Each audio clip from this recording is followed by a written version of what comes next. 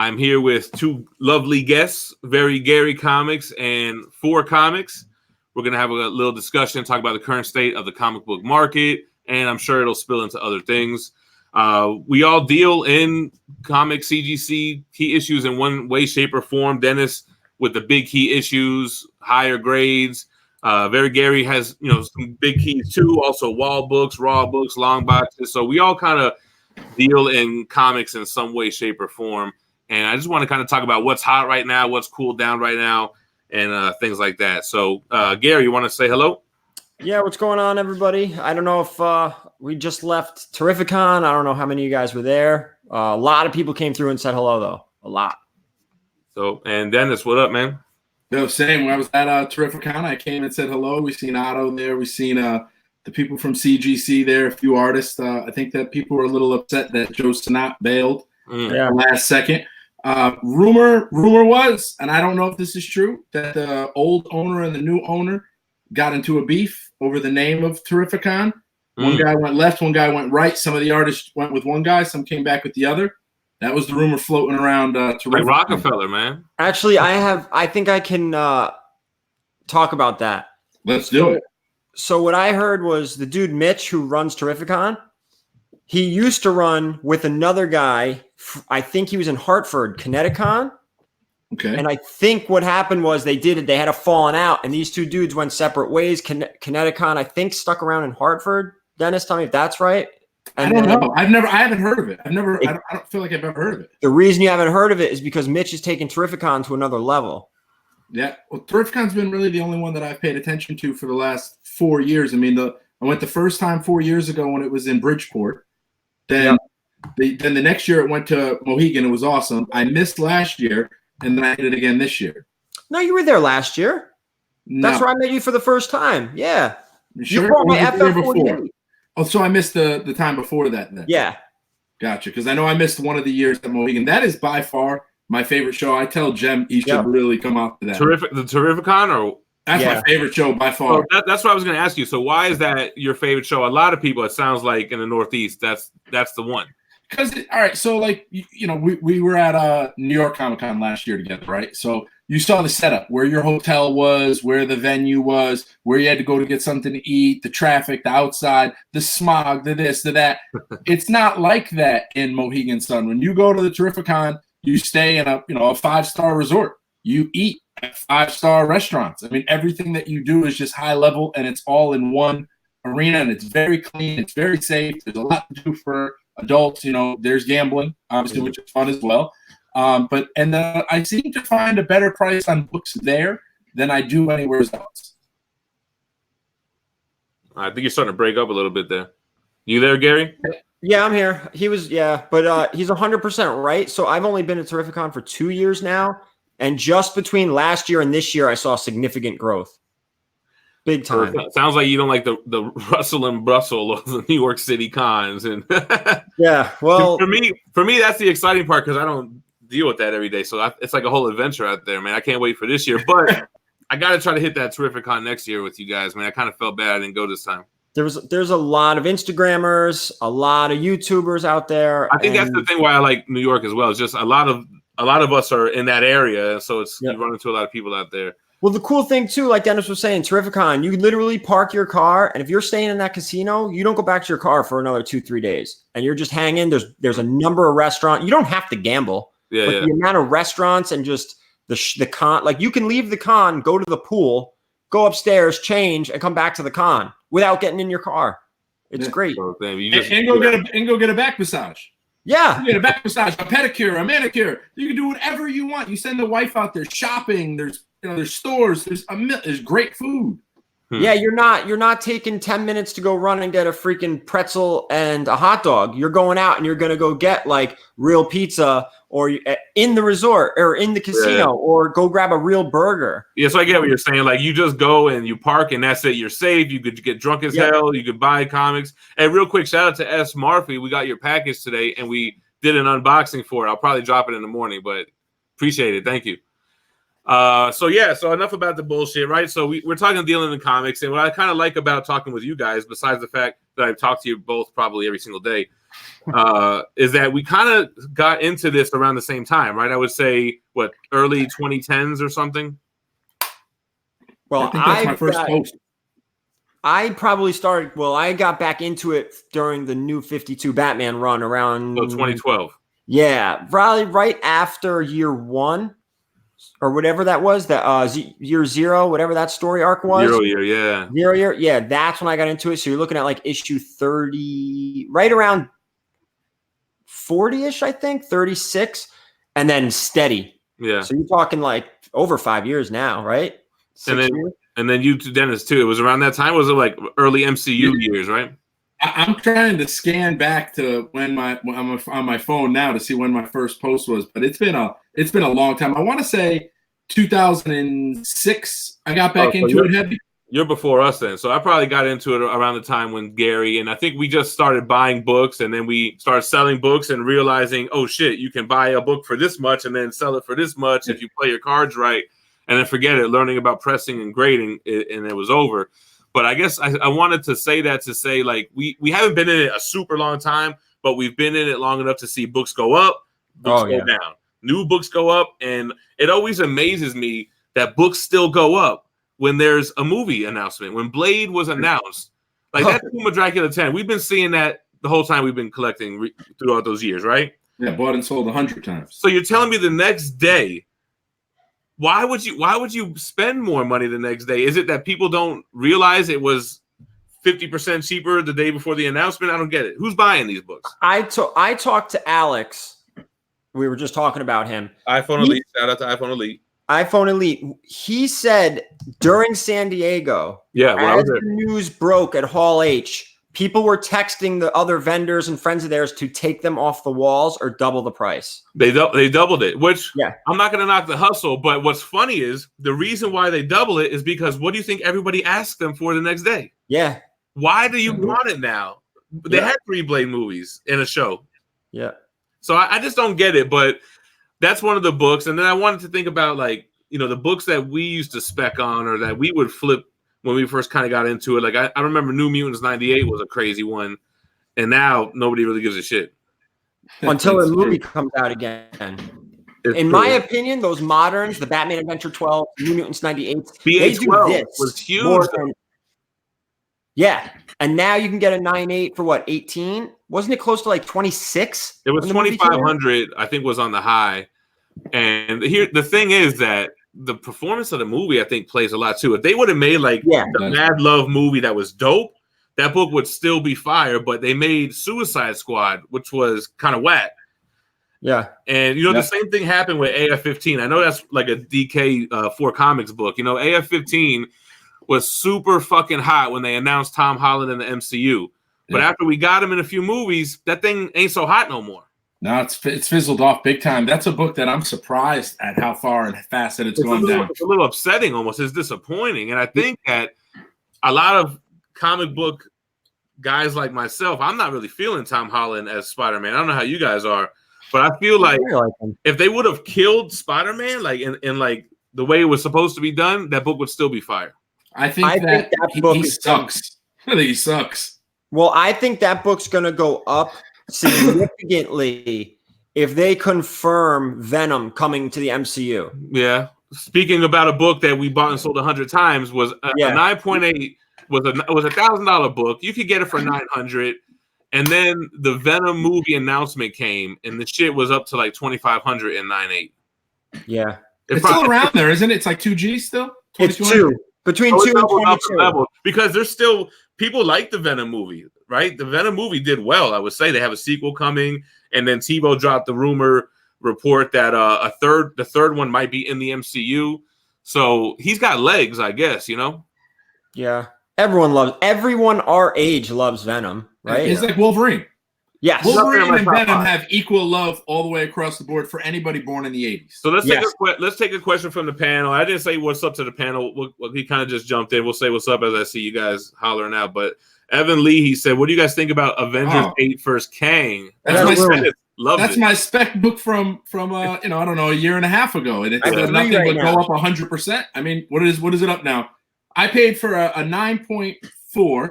Actually, you know what? Because I kept this all up here.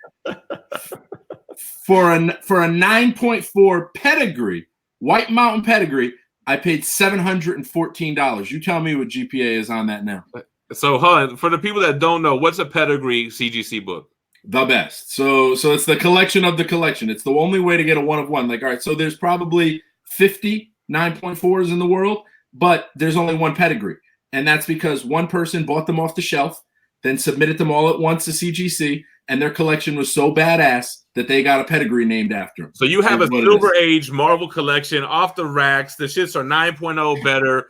Somebody finds that collection, that could potentially qualify as a Pedigree, and it gets the name of the Pedigree on the slab, which is kind of dope, man. It's like, this is a historical book, right? Like, it's like being a developer in your town that you grew up in and naming streets after yourself. It's equally as cool. That's dope, man. So what I wanted to talk about is, that's a good one. Anyone else have some other ones? Please hit us in the comments. Remember the crazy MCU rumor fan theory that Tony was going to become Kang? Did you hear that one? Yeah. Remember the rumor that Silver Surfer and Galactus were going to be the next big bads, and then all of a sudden they released Phase 4 and it looked like a total bag of garbage? Yeah, I still think that they're keeping stuff from us with that Phase 4. So let's talk Phase 4. Surprisingly, I was let down with the lineup. A lot of TV shows, I think they're only giving us half of Phase 4 because they're going to do 3 movies a year, and they're not going to do 2 movies a year. They're saving those other titles and surprises. Annihilation is probably one. The Secret Wars lead up and all that shit. So I would love Secret Wars. I would love that. That would be so exciting. It makes a lot of sense. And to do the Hickman run, mixing it like more modern, I think Feige and them or whoever will do a great job. I think Phase 4 is exactly what Phase 4 is. You're tripping. There's no way that's Phase 4. Hey, so Lee CVN 72 said 9.4 last sale February 31.20, and mine's a Pedigree. So what am I up? 700%? Yeah. Damn, I didn't realize I had to chat. Pause, man. Is anybody else asking anything? Yeah, someone asked if the ASM 315 or 316 was. Do you consider which one the first cover? Oh, well, I think it goes 315 is like the first cameo cover, and then a little face. It's just a little face bubble, and then 316 is the first full cover appearance of Venom. That's like one of my favorite comic book covers of all time. 316 has been cover swiped a lot too. Yeah. 316 is your favorite, really? Well, not my favorite. It's up there. It's in like when I think about my favorite covers, it's one that pops in my head. And then somebody else. I don't know which one. I guess always the Silver Surfer 4 cover is like one of my favorite covers. Sure. But I never made $1 buying and selling that book. As many times as that book, money? I break even or lose a little bit every time. Exactly. Do you have any right now? I don't. Unfortunately, listen. We were going to roll into the state of affairs in comics. The problem is I can't buy anything right now. Everything that I look at is so expensive that I feel like guilty buying it. So talking about expensive, look at the price of Hulk 181s right now. Those come down a little bit. Okay, but from when we came in and started doing it, yeah, like what, 50%? Oh no, hundreds of percent. I was gonna say 100%. It has doubled up to 100 or more percent. Yeah, hundreds. The 9.0s were going for $3,000 to $3,500. A 9.8 was like $7,000. And then it was 10. And then I think we even saw one for like what, 15, 14. And then homie had one that he did he marked it down to 22. Remember, it was higher. Yeah. So think about this. He had a 9.8 181 raffling it, right? Yeah. Wasn't doing well, reduced it to 22, and now it sells for what, 35? Yeah. So I mean, think about it. If in the world of karma, had you done the right thing and you never sold the book, you eat it, you pocket the 18, you gripe about it, your wife yells at you for a couple of weeks, then all of a sudden a year later, you're a goddamn genius taking the kids to Disney on you. That was a crazy jump, and I always remembered it being a 10K book, Hulk 181 and 9. Yeah, 10K max. Nobody would even pay it. I still think there's room for that book to grow too.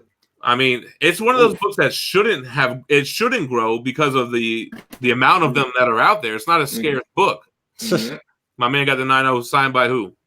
A very sloppy Stan Lee, like somebody donkey punched him as he was doing it.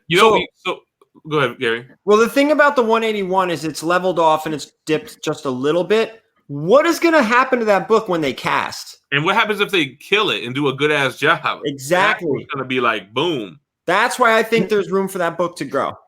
Well, he's a lovable character. Any kid born in the 90s loves it. And look at people in the 80s rather, and people in the 80s now are starting to pay big bucks. Look at these Teenage Mutant Ninja Turtles 1 that just sold. I mean, the account that was posted about it was a fraud account. Turns out on Instagram, but in real life, that book fetching 90 G's. Yeah, it's crazy. That's crazy. So we know our buddy on IG because I'm right. He has TMNT 1 9.0 blue label sold for $90,000. First print.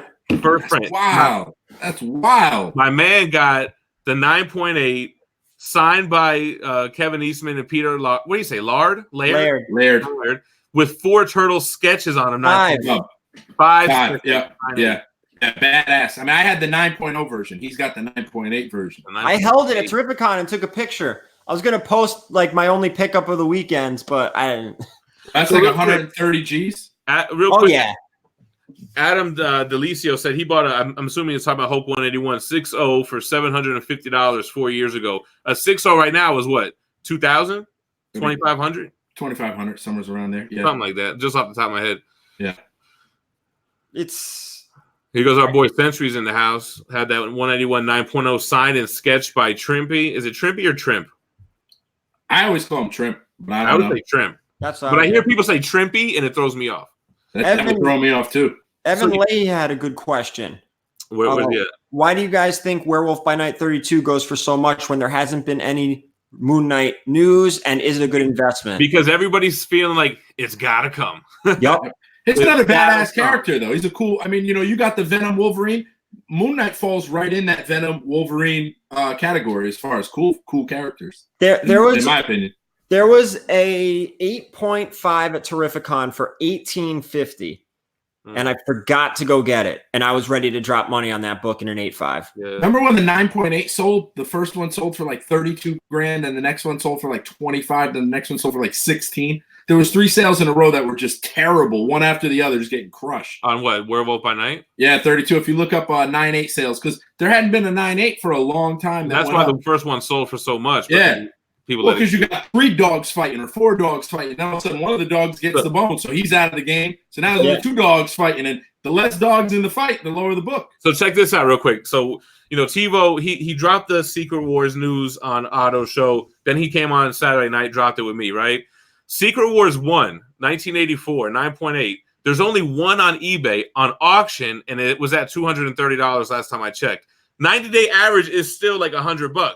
Okay. But it's on a bid right now for over like 230. TiVo's affecting the market. And you can't buy any blue label one. There's a couple like SIG ones for like 2,500 with like Mad SIGs and Stan and shit like that.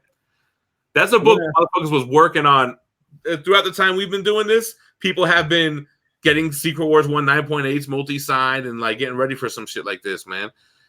I'm ready for Silver Surfer and Galactus. That's what I'm ready for. What are we up to? Do you still have them all? Have you been selling some? Yeah, no. I've never sold one. How many you got? I probably have about 35 48s and like 30 49s. That's crazy. And then Gary stocking up on the Fantastic Four annual 6. Oh, dude, you can't get into Nihilist at the show. Gary went pre-show when he's supposed to be setting up his booth. He went and just stalked the whole place. So is that like your thing that's for fun and you want to invest in it? It's kind of like, let me see if I can get all these annuals. Yeah, I really like Annihilus. I think he's a cool character. I think I'm up to 18 of that book now. You don't think they can save Phase 4 by throwing in Annihilation, Secret Wars, and fucking some other shit to fill out that phase? What I think about Phase 4, I believe it's the Foundation. So you're going to get a lot of teases, I think, in all those movies. Yeah. They're building Disney Plus. So if you pay attention, all those shows on Disney Plus, none of those characters can hold a movie. So that you need to put them on the show. The only true thing that I'm interested in Eternals because I want to see where the story goes. Me too. I'm very excited for Scarlet Witch, Vision, WandaVision into Doctor Strange. They have to go together. Okay. I'm excited about the multiverse, and they're saying that it's a direct. They're tying in directly. Do you think they would really tie in Tobey Maguire, Andrew Garfield, Spider-Man's in a Spider? You don't think they'll ever do that? No, They can't. No, they're in the same universe technically. That wasn't another universe. That was this universe. But it was a different cinematic universe for sure. I'm not saying 616 or not, but it was another movie universe. Anyway, whatever. So anyway, I guess what I wanted to talk about, right? Some of the new books that are hot. Like, so Gary, you just did a show. Yep. What are the killer books that you know is going to sell no matter what right now? FF48. What? Because Dennis is going to buy it. They were all gone when I got there. There was none. Right. FF, what else? Shang-Chi. So Shang-Chi 1 is hot right now. No, his first appearance. It's a Marvel fanfare or something. Yeah, something like that. Special Marvel Edition 15 or something. I'll tell you what always Oh, you know, I don't know what's hot right now is Morbius, ASM 101. Because of that Jared Leto movie? Yep. That's so whack, man. Why is it heating up because of that? Is it that we're doing it to ourselves as people that buy and sell? No, I think Morbius is heating up because people like that vampire shit. That's like a cult following for that stuff. They made a whole movie of Twilight about glowing vampires. The Twilight fan is buying ASM 101s or what is it? 101? Yeah. I think there's Edward Cullen fans out there buying ASM 101s. I do. I think there's people that have like it's not just them. True Blood had a series that ran for a long time. There's a vampire series been around forever. So check this out, yo. Evan Leahy talking about. I always like this one. What do you consider the first Adam Warlock key? What is it? Because he's got two. Thor 165. Thor 165 most valuable. You think Thor 165 is the one, right? No, it's the most valuable. It's is it the first full appearance of him? Is that how it goes? It's them swinging on the cover, right? Yeah, but so you have the first appearance of the Cocoon. Then you have the first full Cocoon. Then the first him and the first cameo him. Yep, so there's 4. Basically, I've heard TiVo say this, and he says it. He explains it the best. It doesn't matter what any of us think the first appearance is. The market will dictate the first appearance. Yeah, which is the Thor book. Whatever the expensive book is, if the Thor book is the priciest book, then that's going to be the one people consider. So what's the first appearance of Wolverine? Well, first technically. It's 180. Hold on. Right? See, wait, when you start saying technically it's Hulk 180 because of the panel, right? Yeah, he is in one panel at the end, but he's also, I guess, the same panel or an ad in like some Daredevil book. So isn't that one the first one then? Isn't he in a Thor book too or something? It's some kind of ad. But what I'm saying is I agree with the first full because, yeah, he had little teasers, but this is the first fucking Wolverine issue where he's all up in it, the whole thing. Well, what always helps those books is the first full appearance, and they're on the cover. Yes. And the Morbius, going back to the ASM 101, that book has a lot going for it. It's a great cover, I think. Morbius is on the cover, last 15-cent issue. Yep. There's a lot going for that book in particular. So it's not just the movie. Maybe people are starting to, pick up those Spidey keys. It's definitely a Spider-Man key. Exactly. You're collecting Spidey keys. You're going to go for it. And a lot of people that are our age that grew up with the animated series, he was kind of a big part in that. And then I guess it doesn't hurt that they might be doing a movie about him or whatever.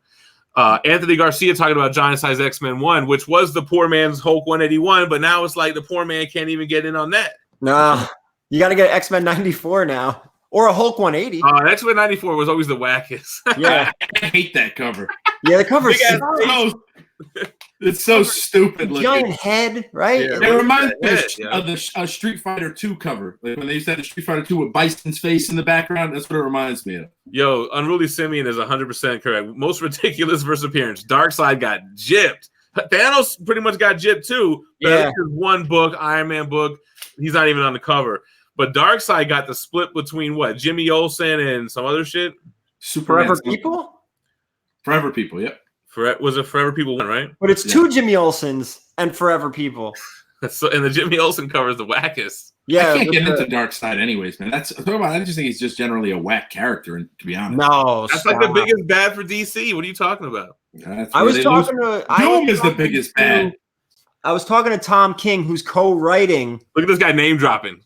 Well, did you watch 3 Men in a Basement? My man just popped up. But anyway, I asked him. Dennis told me about it. I still haven't watched it. I got to watch that shit, man. He's co-writing a movie. Yeah, New Gods.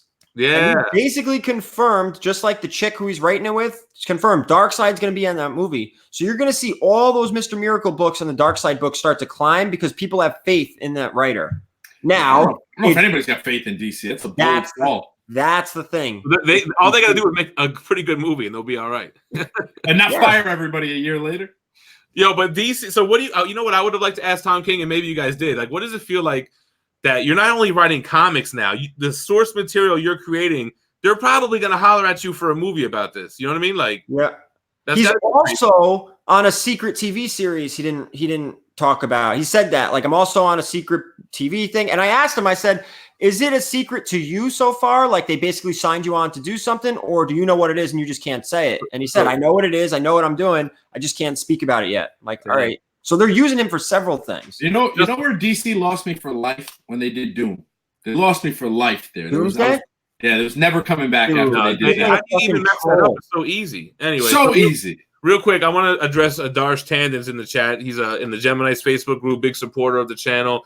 He was asking what books to invest in. So he asked, what about Blade First Appearance? So we talked about it a little in the beginning. This is the time to sell that book. It is not the time to buy it. You should have had that book. Well, I guess it's easy to say prior to the announcement at San Diego Comic-Con, but it would have been something you spec'd on previously. I do think it will dip again, though, and then when they do announce the movie's filming or the trailer, it will. That's when you're going to peak. And then you're going to want to sell probably opening day, latest, unless it does well. Then you're kind of safe for a little bit. But if it sucks, good luck. I wouldn't want any part of that book. You know what? DC killed another book with that Brave and the Bold 28. Man, they killed that book with that. I love that cover too. It's like one of my favorite books. That's a great cover.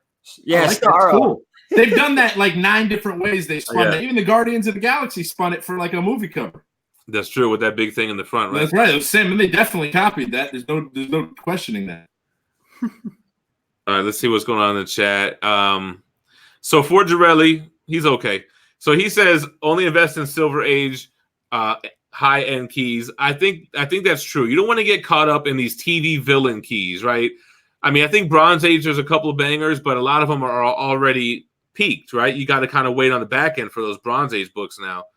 Like, you're not going to get a decent Hulk 181 until after the Marvel movies for Wolverine and X-Men. That book's gone. I think right now Hulk 181 is a great time to buy one. Well, I was actually shopping to buy. Right now, it's still good. I think when they start announcing shit, you're kind of fucked. But I mean, it's really high right now. I would hate to buy one now for double what I could have bought it 2 years ago. That's the bigger problem. But it will double next year. So, like you said, Dennis says you can still jump in on the Hulk 181. Yeah, I think so. I agree with Forgerelli, and I can't believe I said that. That's kind of the modern comics. I don't recommend to invest in any modern keys, 9.8s, 9.9s, any of that bullshit. Unless it's a solidified, I think modern like 80s is like the furthest, right? Like you know why you think like that? Because of you? Because when we were born in our time frame, we were there to witness when you would pull a card from a pack of cards, and that card would be worth $90 because it's like a refractor finest. And then all of a sudden, quick, fast, like if you didn't sell that thing in 2 weeks, the card was worth like $10. And then we got the Marvel card series, the one that you hang up in your office. Remember how hard it was to get those holograms? To get the bonus set. Yeah. They were worth nothing. I mean, that whole set right now you could buy for like $200. $20 the whole set. What are you talking about? $20, even worse. But what we grew up in was the Jim Lee X-Men 1, Death of Superman, Spider-Man McFarlane 1 craze. Yeah, and everybody thought they were going to invest into that, and then them shit are not worth shit. You don't know how many collections I look at that have like 5 of each cover. How about the ones that still have them in the bag? They got the black bag or the white bag. I still have them in the bag. Because when we came up as kids, you don't take it out of the bag. But CGC world is like, look, man, you going to unbag it or we going to unbag it? Somebody's going to unbag this shit. Yeah. Yo, but what do you think of, you know what I think about that's funny too? Like when we first started dealing with keys, Venom 1 Lethal Protector in the 9.8 was a $50 book, free shipped all day. It was bullshit. And it was always a joke book to serious collectors, like, oh, Lethal Protector 1, foil. Except for that error cover. The black and the white ones. And I got a whole video on that. Don't even spoil it, because I'm gonna drop it this week, man. I got a whole video I made about that. But what I'm saying is that book heated up. It like tripled up when the Venom movie came out because it was a poor man's ASM 300. That air cover's big money right now. I don't know if you've looked at it. I assume you do if you're doing research and you're going to do a video on it. There's a white error, which has 2. Or is it 1? I have it in my video. And a black error, there's like 32 of them. And there's a GemMint 10 black manufacturing error. But stay tuned for the video. Manufacturing errors in comic books. I got you. I got a couple good ones in there. I actually just claimed one at the show, Gary's book. Which one was it? Fantastic 448, 4.0 was the meanest looking 4.0 you'll ever see. Manufacturing error. They never put the staple in it. So I had to speak to. Was it green label? No, it was it's blue label, but they rocked the grade down to a 4.0. Structurally, it's probably a 7 to 8. With the staining on the back, you probably drop it to maybe 5, 6. They creamed it to a 4, and they marked it off because of that. So I had to speak to Brittany McManus and speak to CGC, resubmitting it. They're going to review it and look it over because I don't think they deal with many Fantastic 448s that have manufacturing error. So real quick, Adarsh, I would not recommend to invest in any House of X, Powers of 10 books, even connecting variants, all that bullshit. Even the rarest, most sought after, highest selling variant today will be worth a fraction of the price in a few months. You might as well put a hologram on the cover. That shit. And so when I heard people were saying in the Gemini's group, which was tripping me out, oh, I went to go buy House of X2, and these two guys bought every issue in the store, and we're talking to the owner about, how much do they sell on the secondary market. So, like, they're trying to flip it. But I'm like, bro, you're not going to get cover price for that shit. You know how many are fucking manufactured? Yeah, probably 30,000. Now, that book is never going to be worth anything. It's a modern book. Unless you want to spec on that Rasputin 4 character as a key issue or whatever. But I only own Powers of 10 1. I only own one modern book in my whole collection. It's that Ditko swipe on that Spider-Man 700. When we first started Instagram, Dennis always had the big keys. But he would every time somebody would ask him about a modern book or a variant, he would tell them to come ask me about it. I don't know about all that shit. He used to send all those people he didn't want to deal with because he don't deal with those books my way for some reason. Well, you were the 9.8 fiend. So I did like 9.8s, but they were copper keys, man. They were New Mutants 98s and motherfucking 87. Everything was 9.8, 9.8, 9.8, and then when you ran the gamut of copper and bronze that you got to, I mean, obviously you're not going to go Silver Age 9.8 crazy. Right. So then you would always mess with the variant side of it. So I'd send them there. Yeah, I'm just breaking balls. Yeah, but I had all those books at 9.8, and I was worried. I was like, man, is this shit really going to hold value? You know what I mean? And I started feeling like it could crash at any time. The whole market could crash at any time. As soon as people stop watching movies, like superhero movies, which they are oversaturating the hell out of the market to the max, the market's going to crash. You don't think that's going to happen when everyone's not watching superhero movies? This could happen in phase 4 right here. If we can make it through phase 4 and it doesn't happen, hold on. So that's why I always say don't bank on the sequel. You might not get a sequel. Like, haven't you learned that from comic book movies? You want to bank a whole phase on what's happening after that? That's crazy, man. Well, yeah, go one by one on them and show our hands. I mean, is anybody excited for Black Widow? No. Now, the biggest reason why is because she died in Endgame. If she was still alive, this is a prequel that has no stakes. Yeah. So is anybody excited for Falcon Winter Soldier? I'm not. Okay. Eternals. I know Gary said he is. I am. I'm excited for Eternals. Let's talk about Eternals. I want to see the Celestial stuff. They definitely have opportunity to tease Galactus and shit like that. They could make a good movie out of it. The reason I'm excited about Eternals is because it's the first movie in the phase that can actually move the overall story forward. I agree. That's what you bring me Galactus and I'll buy in. You bring me Galactus and I'm gonna buy it. I'm not excited for WandaVision. I guess you're thinking it ties into Doctor Strange. It does. Multiverse of Madness because she's supposed to be in that movie. It does. They've confirmed that it directly. Well, it has to because it comes right after it. It's spring 21, and then the next one's May 7th, 21. So they could do some nice things with Scarlet Witch and the other dimensions, and really she can really unleash. That's all. I'm a Thor guy, and I'm really only excited about that. Like Thor movie, I'm like, I'm excited for the Thor movie because I kind of assumed there wouldn't be any more Thor movies. I'm like, I could take a Jane Foster Thor after 4 Avengers movies, 3 Thor movies, and other crossovers. I just don't want fat Thor. What's that? Give me real Thor, not fat Thor. Well, and then now Shang-Chi, I would be excited if Bruce Lee was still alive or some sort of great martial artist. But who are we going to get? Jason Statham? I mean, who are they bringing out here that's got kung fu nowadays? It's like a dying thing. I'm not interested in that movie. I just don't have any connection to the character. He's always been a supporting character in books that I've read. I never really read his own thing. So to answer... go ahead. I was going to say, to answer...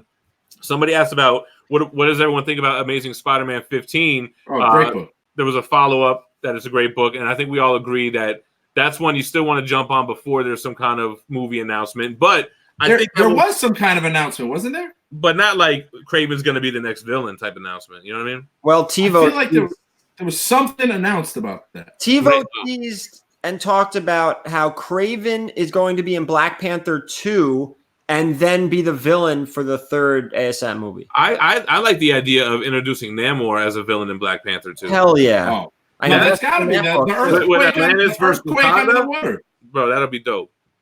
But they said it, the earthquake under the water. I do think that was a tease to that. I agree with that. It has to be. What else? When they say we don't do anything about it, because, if you track the hierarchy between the two of them, Namor whips his ass. Yeah, and he kills. Doesn't he kill? Burn down Wakanda around the Avengers Hickman time or something? Namor was a problem in the early comic books. I mean, he was a villain when he first came out, and he was a problem to anybody that stepped up to him. And that's another guy. You bring me Namor, I'll change. Bring me Silver Surfer, Galactus, or Namor. Phase 4 was fantastic. Phase 4 teases all of that. Like, all right, so there's rumors that Kevin Feige is going to basically drop Phase 5 at D23 in isn't that like this week, next week, whatever it is? I don't know. That he's going to talk Phase 5. I don't think a big company like that would talk Phase 5 before anything of Phase 4 came out. That sounds unrealistic to me. Well, it's only a 2-year window. I still don't think that they would talk Phase 5. And I don't think Phase 3 was clearly defined because that shit was long as hell. Yeah. They need to work more on Phase 4. And like Steve said earlier, to try, they're going to sneak. If they don't sneak in any books and this is all we got is, What If, Thor, Hawkeye, Loki, if this is all we got, it's a failure. I think they would sneak in rather than tease the phase after, because that would be saying, I know this phase sucks, so we got really good stuff coming after, I promise. Just don't make these movies bomb. That's exactly what that would say, yo. Why? So they did that originally. Captain America sucked. It all got better from there. I mean, the first Captain America was terrible. I fell asleep the first time I watched that, yo. Oh, it was boring. Terrible. I did appreciate it after I saw it again, though. Well, Winter Soldier and Civil War were amazing. Well, I didn't agree with got to lay the groundwork. Everyone likes Civil War, but I felt like it was Winter Soldier 2.0 and that the Black Panther Spider-Man stuff was so forced and rushed that it was a letdown for me. I mean, the airport. I like Civil War. I do too. I liked that they were going in there. We didn't need to hear these origin stories all over again and get these guys in bit. Like when Black Panther came out and Spider-Man came out, we already knew them. We didn't need to hear about it. It was convenient. It was pretty convenient. Yeah. We didn't have to do that. So real quick, because we were talking Lethal Protector 1, we have 2 questions. Is that the first full Venom featured story? Yes, that's his first miniseries. He was only a villain or maybe even an anti-hero in the ASM Spider-Man run. No, what was that run in the 90s, that Spider-Man run where he had like a 4-part series in? Not the ASM run, but the actual Spider-Man, the one that McFarlane did all the number 1s, and there's 12 different number 1s. He had like a decent run in that. I don't know, a Venom Spidey miniseries? Yeah, remember Spider-Man, just the series where it had like the the Walmart variant. That was a 16-issue run. Yeah, but it was a 16-issue run. Well, no, it was a 16-issue run with 15. I think it went past that, but 15 were McFarlane and McFarlane stops right with the X-Force thing, and then it does continue to go on for a minute. And then he comes back, and then it goes off on its own tangent. But there was like a 4-part miniseries, I feel like, of Venom in that. But I think what he's saying is his first full featured story. I don't know. I mean, that the Lethal Protector is like his first title, but he might have had little story arcs in other Spider-Man books, I think is what we're saying, right? Yep. Someone's asking how much that gold variant 9.8 goes for. I think when I checked, it's like $250, which is still a fucking cool book. The Lethal Protector 1 gold foil. That was a retailer incentive. I think 1 per store. Yeah, the one that everybody wants, though, is the Error. That's the number 1 stunner. But see, I was the kind of guy that I like to have them all. I want the red. Completist. Yeah, I want them all, man. Yep. I did that with the Spider-Man ones, the gold cover, the Walmart variant cover, the silver, the platinum. I have them all. So check this out. This is a good question for both of you guys. Model Vault's still looking for a low-grade ASM 1. Is it the wrong time to buy now? It's a great time. I think it's the best time to buy. Great time. Spider-Man is down right now because Tom Holland. If Tom Holland was doing his thing, those books would be on fire. That's just the market telling you what movies are good or bad. I'm telling you. There's a correlation. a direct correlation between these high-dollar books, dog. It's the truth. And Hugh Jackman was such a great Hulk 181. He might as well have been the salesman for Hulk 181. If he didn't do what he did, that shit would not be blowing up like this. It would be like those other books. Now, remember, Hulk 181 and ASM 129, those were hand in hand for many years, like 20 years. They traded in unison. And then all of a sudden, one just took off. But what about how ASM 129 did have those spikes during the Daredevil Punisher shows, right? Oh, big time. That book's still up. That's up big, that book. Yeah.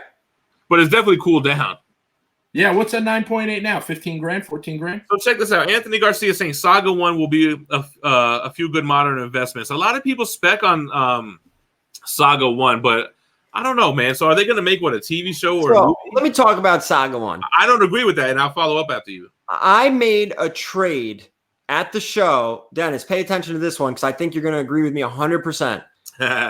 I traded away a Saga 1 in a 9.8 and the variant or the regular? A regular white cover. I had that in 9.8. And the first Red Sonja in a 9.0. Oh, okay. I traded them straight up for a first Annihilus in an 8.0. I will trade moderns all day for silver. That's fact. All day. For sure. I would always that because, first of all, Saga only wrote half of the run so far. What was it, 54 issues? They're supposed to do another 54 issues to complete it. But it's been over a year since the last issue. So it's on a hiatus. And so you're telling me what? That book's going to be spec because they're going to make a movie or a show about it? Even if that's the case, you better sell it then because when that movie or show is over, it's going to go. Well, outside of The Walking Dead 1, what's another book that really did well in a show? I mean, Preacher. I didn't like Preacher, so I'm not. The Walking Dead 1 took a shit every time the season ended. Every time the seasons got worse. That book got beat up more up and down than I think almost any key issue we're going to talk about. Yeah. And right now, it's probably the cheapest it's been for a long ass time. Well, now The Walking Dead's on some weird tangent. I don't even know which direction they're heading. Saga, if Saga becomes The Walking Dead, what The Walking Dead? No, no. Can't. Right? Invincible has more of a chance than Saga, but Walking Dead is a zombie. It brought in other people than just comic readers. It brought in horror fans. It brought in a lot of casuals. Like it brought in those end of the world thinker people, the people that get bug out bags and have a cabin to hide out. Everybody fucked with Walking Dead. Yeah, Walking Dead was great. It hit all demographics. The first 4 seasons or 3 seasons were great. They were fantastic. It was one of the best shows on television. The comics still hold up. It's not that it's bad. It's just the show. The comics were good. Comics were a great read. And then it was odd that Kirkman, if I might be wrong, correct me if I'm wrong, and I'll retort. Kirkman always said Walking Dead is one of those books that never has to have an ending. It could just keep going, whatever. And then he canceled it without any notice one day. Like, something had to go down. Dude, Kirkman does sneaky shit like that, though. Yeah. Like those die covers or whatever. Like, what about when he gets asked which one is more rare, the black or the white label? Oh. And he literally changes his opinion every time they ask him. The mature reader label on The Walking Dead 1 that's not noted by CGC. You know what else is not noted by GPA when you sell a Walking Dead 1 9.8 or any signature series book? It doesn't separate the multi-sig. But it should. No, it should because it's saying an average, but one can have one sig and one can have the whole cast, productionist, the intern that got the coffee, and it's bundling that sale with the rest of those signature series. The GPA is a little weird, and why can't it get a hold of Comic Link, and why can't it get a hold of Heritage? Well, I thought they used to get a hold of them, and there was some kind of falling out. Comic Link told me, because I asked them about that they don't want to divulge, that Comic Link didn't want to give out their personal information to another site to make money. You know what it seems like? It seemed like that happened after a lot of Grails sold for under value. And it put a lot of purple arrows on really big keys. And I think they didn't like that shit, yo. But I talked directly to Comic Link. Like, Dennis, you going to Baltimore? Well, you'll be at New York, right? I will be at New York, yeah. I just booked my shit. I'm at the New Yorker again, Dennis. You love that place. I didn't get the presidential suite, though. I just got the regular. Big ballin'! That shit still hurt, though. I was like, damn. But you should go ask Comic Link at New York why they don't get involved with GPA, and he'll give you that same answer. Yeah, but that answer is bullshit. So why? So eBay can do it, but Comic Link can't do it? Right. There's Talking about. I don't believe that. My guess is there's and I guess somebody could track it or whatever, but my guess is there's some sort of tax ramification to it that they're avoiding. I'm pretty sure they used to give it up, or am I tripping? I don't know. I don't know. Because I remember when you used to click the links, it would go to other auctions besides just eBay. On the gray ones, when you search a book, it shows you which ones are for sale right Yeah, but now. it would be better for the by not doing it, you're not like helping yourself or making like you're just not helping the industry. The industry would be better. Nothing is better in any hobby or industry than transparency. And all that would do is add transparency. So real quick, let's make sure we get the chat. So Alex is saying ASM Annual 1. I think I'm on the same boat as ASM 15. It's a good book. No, yes. Right? I got one to sell and one to keep. Yeah, I think right now any ASM key that with a villain that hasn't appeared yet is a strong investment. even though that's just a first appearance of a team, it's like Avengers 1, which is crazy hot right now too. Avengers 1 was always the lamest Silver Age blue chip Marvel key. Agreed? Yeah. Well, I guess There's no first appearance. I thought that Thor was or Journey into Mystery and Tales of Suspense were real weak for a long time too. Yeah, but not compared to Avengers 1 was worse. No. Well, no, Avengers 1 is like Gary said, it's not even a first appearance, so you can't really compare it.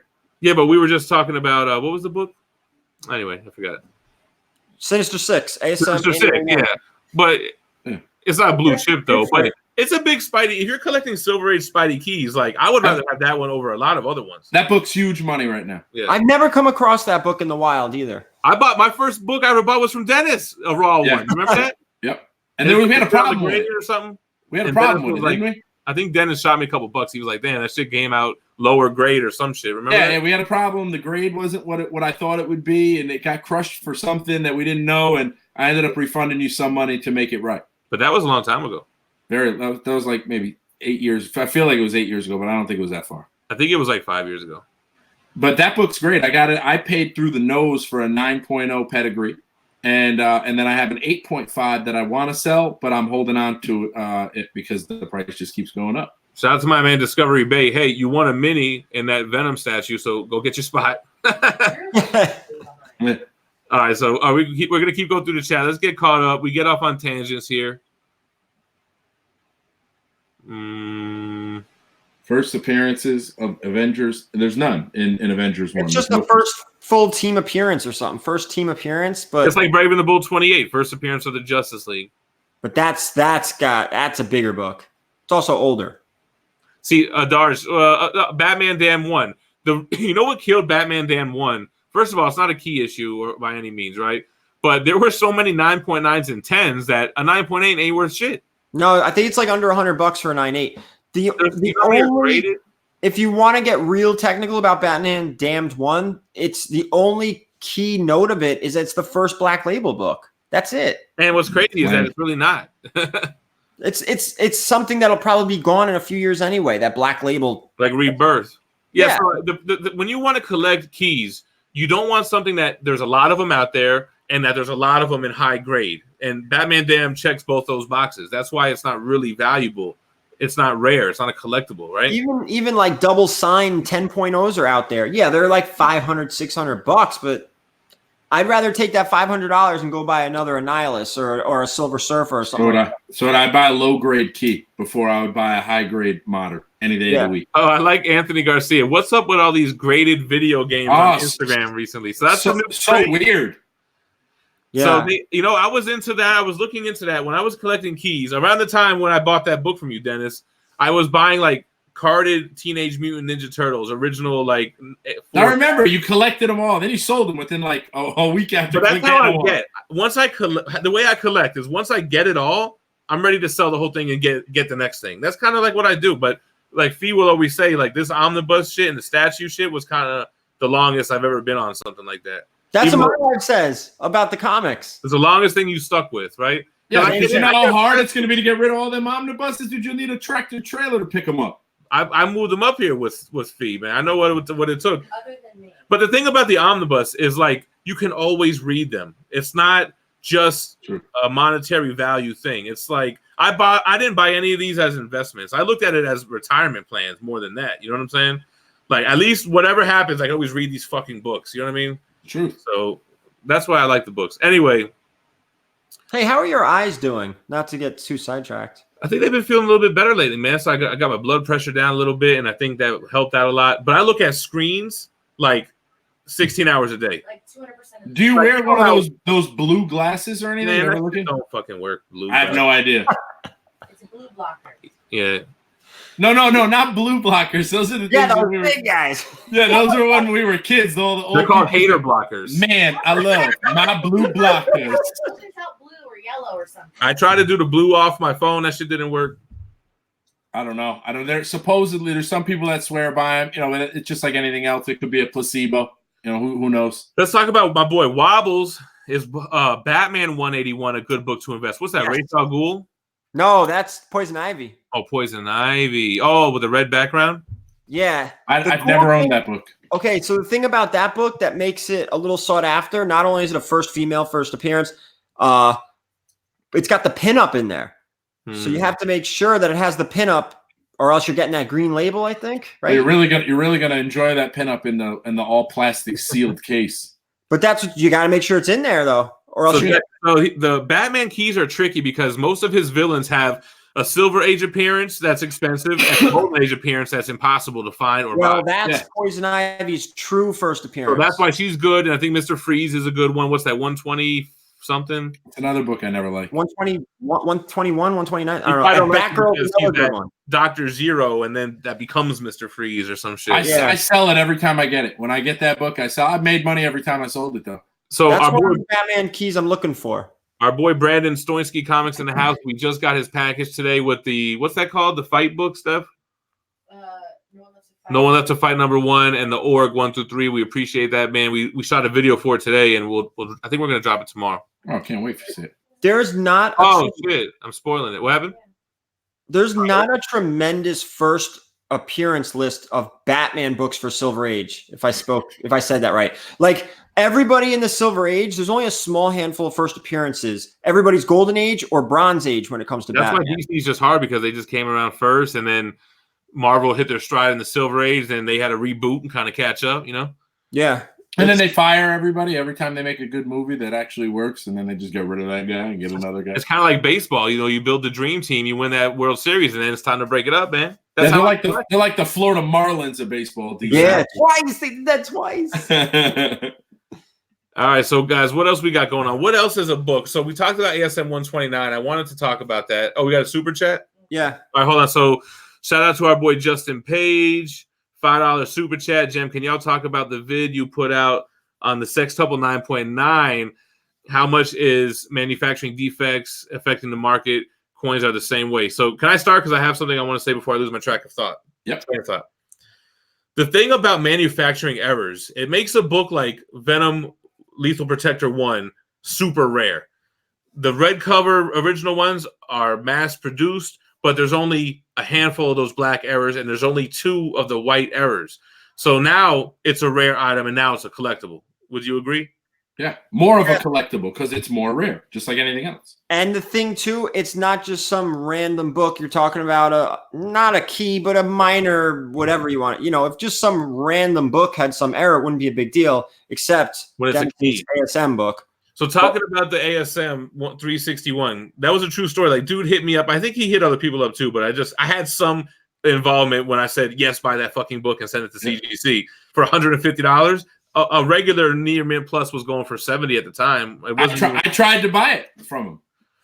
So he wanted me to raffle the book. I didn't even tell this on the story, and we had no idea I think we were talking about $5,000. We had no idea what it was worth. And I'm like, trying to buy it. I don't think you should go that route. I think you should let the market decide, and he put it on a reputable thing. Don't. I mean, you could have eBayed it, but Comic Link was better, and he got $8,600 off that $150 investment. So I've never even heard of a book with that many covers, let alone a big key issue. That's modern. A key. That's a modern key. Yeah, that's a modern key, not no variant.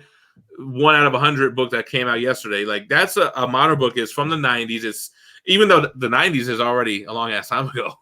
30 years. You always think it's 10 years ago or whatever, right?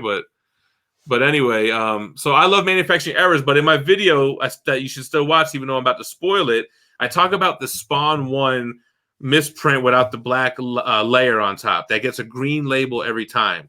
Why does that book get a green label, but the Venom ones get a blue label? I don't know. You know who that's a great question for? Brittany. BBC. Brittany and Matt Nelson, and that's why you should get them on the show. I spoke to them at Comic-Con. They said they were game. I think that makes that book so much less sought after. The fact that it's a 9.8 green label. Of course. But, you know, I'm sure if you fight the case and you make the correct case for it, why would they not honor that? I think we should do that. Or maybe it'll be another project I'll take on. Airboy the Barbarian saying ASM 129 is way undervalued. It's in the, what is this, Lynch pinch of silver to bronze, and then 129. Yeah, so that's the death of Gwen Stacy, right? Yeah, but that book's not. I mean, you know, that's a death of somebody, which is I get it, but Gwen Stacy's not really a main character. I mean, she's, I guess, because the cover is some ugly yellow cover that's nothing to do with her death. It's not. I mean, it's a cool book, but it's definitely not like a 129. 129 is for Punisher. The 122 got the better cover with the. I actually think 121 has plenty of value. I don't think it's undervalued. I think it's not a super cheap book. It's not cheap. It ain't cheap. You know what's funny that Dennis kind of touched on, right? Like the first appearance are the keys, but then you start making keys because of events or costume changes or deaths or marriages, right? So then that kind of gets to be like the next tier of collecting keys, right? Like when you start getting Black Suit Spider-Man and instead of going for first appearance of Spider-Man. There was a good question here. Q8 Vonglia said, you guys are mostly talking about DC and Marvel, so how about some indie books that blow up?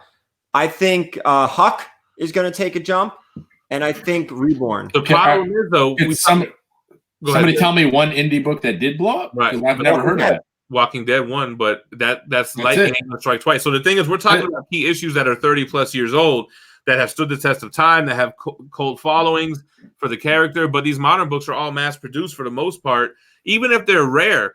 Like Witches One variants, or what's that Black Mask book that was really hot at the time? What's that Harbinger One? That book. There you go. That seems to get some love. That's a very expensive book in a 9.8. Yeah, modern or the 90s one? Yeah, Valiant. Which one though? The 90s one, the one where they're all hanging out the car and he's shooting back. Yeah, so it's still 30. That's still 30 years old. The reason that book is so expensive is it had the first 5 issues, I believe, or 6 issues had a coupon in it, and if you cut each coupon out and sent it in, you got like a pink issue 0. But the problem is with that specific book is the coupon caused a little bit of a spine split. So to get a 9.8. So 9.6s are, I think, about 200 or 250. What book is it? Over 1,000. What book? Harbinger 1. Oh, okay.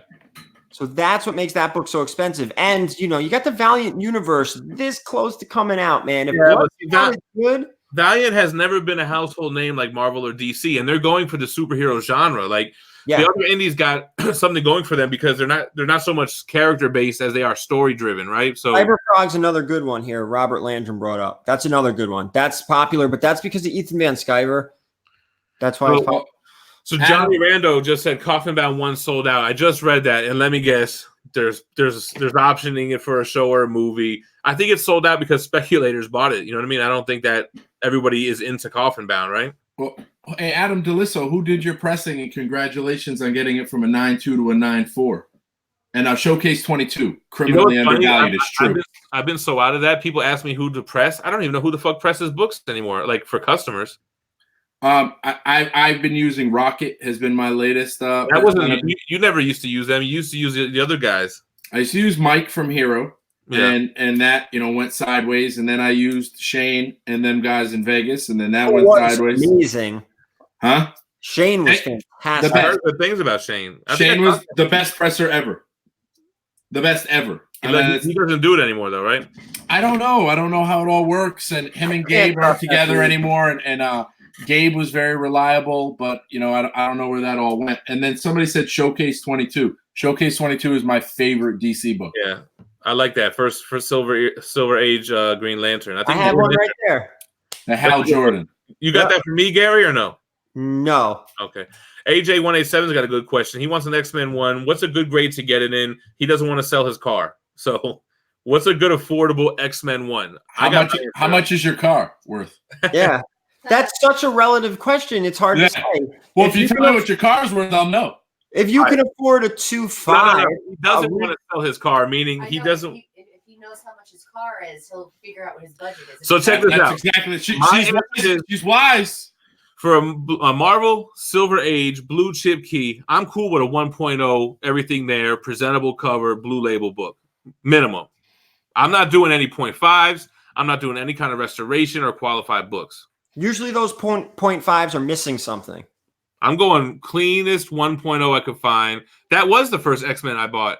And then I sold it, and then I bought a 3.5 from Dennis for like, what, 1,800? What does that go for now? Stupid cheap you bought that now compared to nowadays. I got you back on that ASM annual one? No.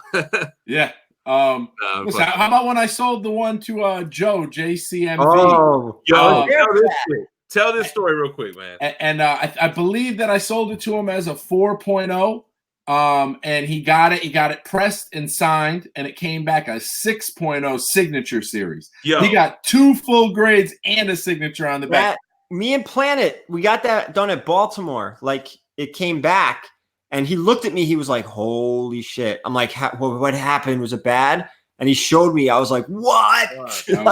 He killed it. 4.0 blue label X-Men 1 gets pressed and signed by Stan Lee and gets bumped to a 6.0. He made bank off that. What's the increase on that? I don't remember what he bought. 5 Gs. I think it was like for 5, sold it for what? No. I think that he made 5 Gs on it. But that was back then. If he would have sold that book now after Stan's passed, X-Men MCU news. Yeah, I saw somebody, Dan Gallo or somebody had one for sale today. They 5.0 blue label, and I think they were asking like 10.5. But imagine Dan bought that collection from Joe. I know he did. I know. So think about how much money. Think about how much money Joe made. He had enough room to buy it from me, press and sign a couple books, and sell it to a dealer and still make money. Yeah.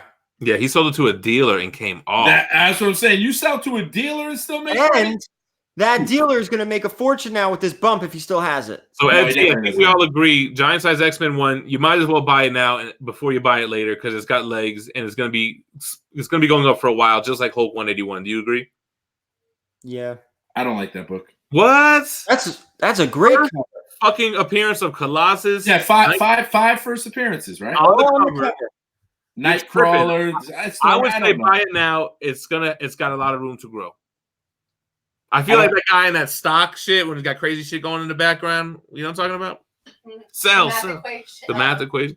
AJ said he's willing to drop $5,000 on the X-Men 1. Then you could get a decent book for $5,000. Oh, you get a 3.0, 3.5, something like that. So, be patient. Like my man Trudan is the king of patience. He won't buy that shit unless the wrap is perfectly measured, the same exact millimeter on one side as the other. It's got to have a good page quality. Well, when he sells you the books, he's the best because he'll be like, this 9.8 sold for 1,000, but my 9.8. See, I picked it out. It's got a better wrap. It's got a better corner. But what's crazy is when that you smell it, it smells better. That's what he was really looking at when he bought the shit. Yes, no, he's not lying. That's in his mind. He believes it's true. But I've actually bought 9.8s from him, had them signed, and came back like 9.2. Oh, that's a true story. Yeah, but the thing is, there is definitely a premium paid for presentation. Not all grades that are equal are created equal, for sure. Fact, yeah. Yeah, there's better looking 9.8s than not. And like going back to that guy that raffled the 9.8. When he raffled that 9.8, that was a shit wrap, if you remember. It wasn't the best 9.8, and I remember that. And it was like, it wasn't white pagers either. I don't think. No, it was like cream to off-white, bad wrap. So it was like, it was the worst of a 9.8. And people are going to ask about Pedigree, like why white pages is better. And I think it matters. Once you get into spending tens of thousands of dollars, you want it to be clean on the inside and out, right? You're going to be picky when you're spending that kind of money. How about a Terrificon? Roger Levesque said he submitted a modern age book and got like off-white pages. I saw that and somebody posted it. I swear it's an error. They're glossy pages. What are you talking about? Yeah, like how is that even possible? I like how Jason Vian was right on point. Said the $5,000 gets you an X-Men 130. Yeah, that's right. He's right. That's good too because 2.5 and below are going to be brittle covers. And if you ever want to get a signature, if you ever want to try to press it, that's not the game to play with books that low. You'll pop the cover and then you'll get, come back with detached cover. And then, you're one step removed from restoration at that point. So I want to talk about that real quick because Stan Lee. A lot of what you're saying kind of refer to getting a book signed by Stan, because who else is really signing old ass books, right? But you know what kills me now? When people submit books that would normally have Stan Sig, like someone submits a Hulk 181 and they get, I don't know who, a John Romita Sr. to sign it, or who? Roy Thomas. Roy Thomas. So you're telling me it'll never have Stan, it'll never have Herb, but there are books out there that have those Sigs. I wouldn't even waste my time. I agree. Yeah. I wouldn't waste my time. I wouldn't get a Silver Age Marvel key signed by somebody and not have Stan sign it as well. You know what I just recently bought? And we'll see. We'll play a game to see who knows her before we go anywhere. I got one signed by Glynis Oliver. I never even heard of that. Yeah, let's see if people in the chat do before we go all in on who she is. Is she the only one that signed? Oh no, Stan's on there too. It's Glynis Oliver, Stan Lee, John Romita, and Len Wein. No Herb. No Herb. No, he passed away before Stan. Yeah, he was Oh, dead. Okay. Forgerelli is saying it's the colorist. She was the colorist, but she had another a job besides that. She wasn't the editor. Wasn't the editor Roy Thomas? She was not the editor, but she was married to somebody. It's hard to figure out because her last name does. Oh, Wobble said his wife. Yes. Whose wife? Len Wein. So why did she sign it? Because she was like, make it pointy claws. And he was like, she was the colorist, and supposedly she had a strong hand in the development of the book and the design. That was the rumor. And I think she only signed a handful of these books. I want to say like less than 5. That's pretty cool. And so when I saw it, like anything else, right? If you tell me that it's the world famous macaroni and cheese, I'm eating the macaroni and cheese. So somebody said that I got a book signed by Glynis Oliver, and they got me through the nose. So you know what book I really liked? I think it was the ASM annual wedding issue, and it was signed by Stan and his wife. And that's pretty cool. She had just passed away, and the ex had one that he raffled it. And I always thought that's a cool piece. That is cool. Just like I like that Stan Lee fanfare joint signed by him is nice too. You know, the one where he's on the cover. Oh, the like black and white face of his with the characters in the background. It's the Marvel Age, right? Marvel Age. I like that one signed by him. That's a cool one. I had that on the wall. Nobody even asked about it this year. Well, was it signed by him? No, just raw. Yeah, but it was hot raw because everybody wanted him to sign it, and 9.8s were going for a premium compared to 9.6, right? Yeah. Yeah. That's a tough book in a 9.8. You don't really see it a lot. That's like ASM 301s. You try to get one that comes back a 9.8. Yeah, I don't know why that book's so goddamn expensive because the cover's all white. Yeah, but there's not many covers that get 9.8s though, you know? That book gets a premium for 9.8s. You know what's funny about that book? When I was trying to sell it, I couldn't get rid of it, and I ended up getting rid of it. What I put into it, maybe like $700 or something. And I looked back recently, and it's like doubled up since then. That book, I think I sold mine for like $2,500. Motherfucker. Yeah, I think I got big money for that when I sold it because I don't think I have a 301 anymore. So AJ asking a good question: does SIG placement have a factor? I think people like True Dan wouldn't buy it if they didn't like the placement. I agree, 100%. Dennis had all his sign on the back. Definitely has a value, and the ones on the back, I always get a premium for it. Whenever people see them, they're always like, I don't know why more people didn't do this because most people took the approach of putting it on the first page, which is cool until it gets, cemented into a plastic case. And what are you going to do with it? Yeah. Even on the cover, like I hate it when the signatures cover a face, cover a cool piece of art. Dude, it's like, I hate it. Yeah.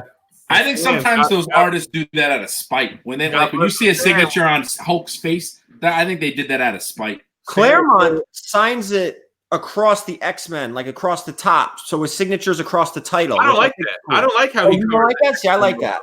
I don't like it. I'd rather it across the title than the cover itself. McFarlane's my favorite signatures, and he always does great placement on his signature. He's an artist, And he's a huge fan of the hobby and of everything. Like he does all that kind of stuff. I love that Hulk 360 with the Wolverine with the blades. Yeah. And when he signed mine, he signed it in the blades. Yeah. So all the signatures are in the blades. That's another one of my top covers, that Hulk 340. That's my favorite cover. That's a key just because it's got a badass cover. That's my favorite cover. How gangster is that? Yeah. McFarlane, dude, he was, that's in our lifetime. I don't think anybody can compete with him. Have you tried to read that issue? It wasn't the best. No, it sucked. It sucked. Oh, but his artwork is out of this world. He's been working on this Spawn 300 cover for like 4 months now. yeah, but just to do another cover swipe of ASM 300, that's not a regular cover though. But he hasn't shown the regular cover yet. No, he's still teasing it on his Instagram. Well, he showed a Capullo variant. He showed the cover homage to ASM 300. Shout out to Magic the Kraken and giving Joe Jusko love, saying he's got a great signature. Another artist perfecting his craft and everything. Bishop has a good question. Yo, Gem and crew, what's some good places to buy graded books or even maybe full runs? I would say Very Gary Comics over on Instagram. But not for nothing, the Instagram community, like people ask us about buying custom statues too. You got to be in the Facebook statue community. You got to come in, say hello, like a comment, share your shit, interact, and then you'll find where the books are being sold for fair market value and not eBay prices. And same with, customs, statues and shit. The eBay game's all changed now that you pay tax. That's a whole new world. Come to Instagram. Yeah, only Instagram is the only way you're buying something, without paying the man. Joe Giella, Steranko, Sinnott, these guys have great signatures as well. Douglas Smith is tripping. Spawn 301 is the valuable issue, not 300. I disagree. Well, there might be a I didn't know either one of them had any value. They're saying Spawn 301 is going to have a big. I read ASM. I'm tripping. He's talking about Spawn. Okay. Yeah. Neither one of them are going to be valuable. That's the answer to that. Yeah, neither. You're going to go 0 for 2 on those ones. If you're buying it out of love for Todd McFarlane, and that's it. But you're also not spending a lot, so who cares? Steph, no, they'll come out with some sort of one in a whatever variant. There'll be a few $1,000 version for a little bit. Okay, yeah, you're right there. My bad. Something. I didn't mean to go off. I thought you said Amazing Spider-Man. So, all right. What else? So we've been on for a little minute, a little hour and some change. Are there any other books that are like really the hot ones right now? The ones that go like this? Fantastic Four 4. Yeah. 5 has been big. Yeah, Doom. 14 is so people specking on Norman Osborn hard as hell, right? Yeah, I have 4 of them. I don't own one. I don't think they're gonna do anything with Green Goblin in the future, man. I don't know. He's still being asked about at shows. I moved first. Kingpin 6'5". Like it's still Spidey keys always go. Yeah, Spidey keys always. Yeah, and they're great investments. So let me ask you this, Gary. You're a big DC guy. Dennis, definitely a Marvel guy. I'm more of a Marvel guy. The DC keys are not as hot as the Marvel keys. Facts. No. Yeah. What's up with that?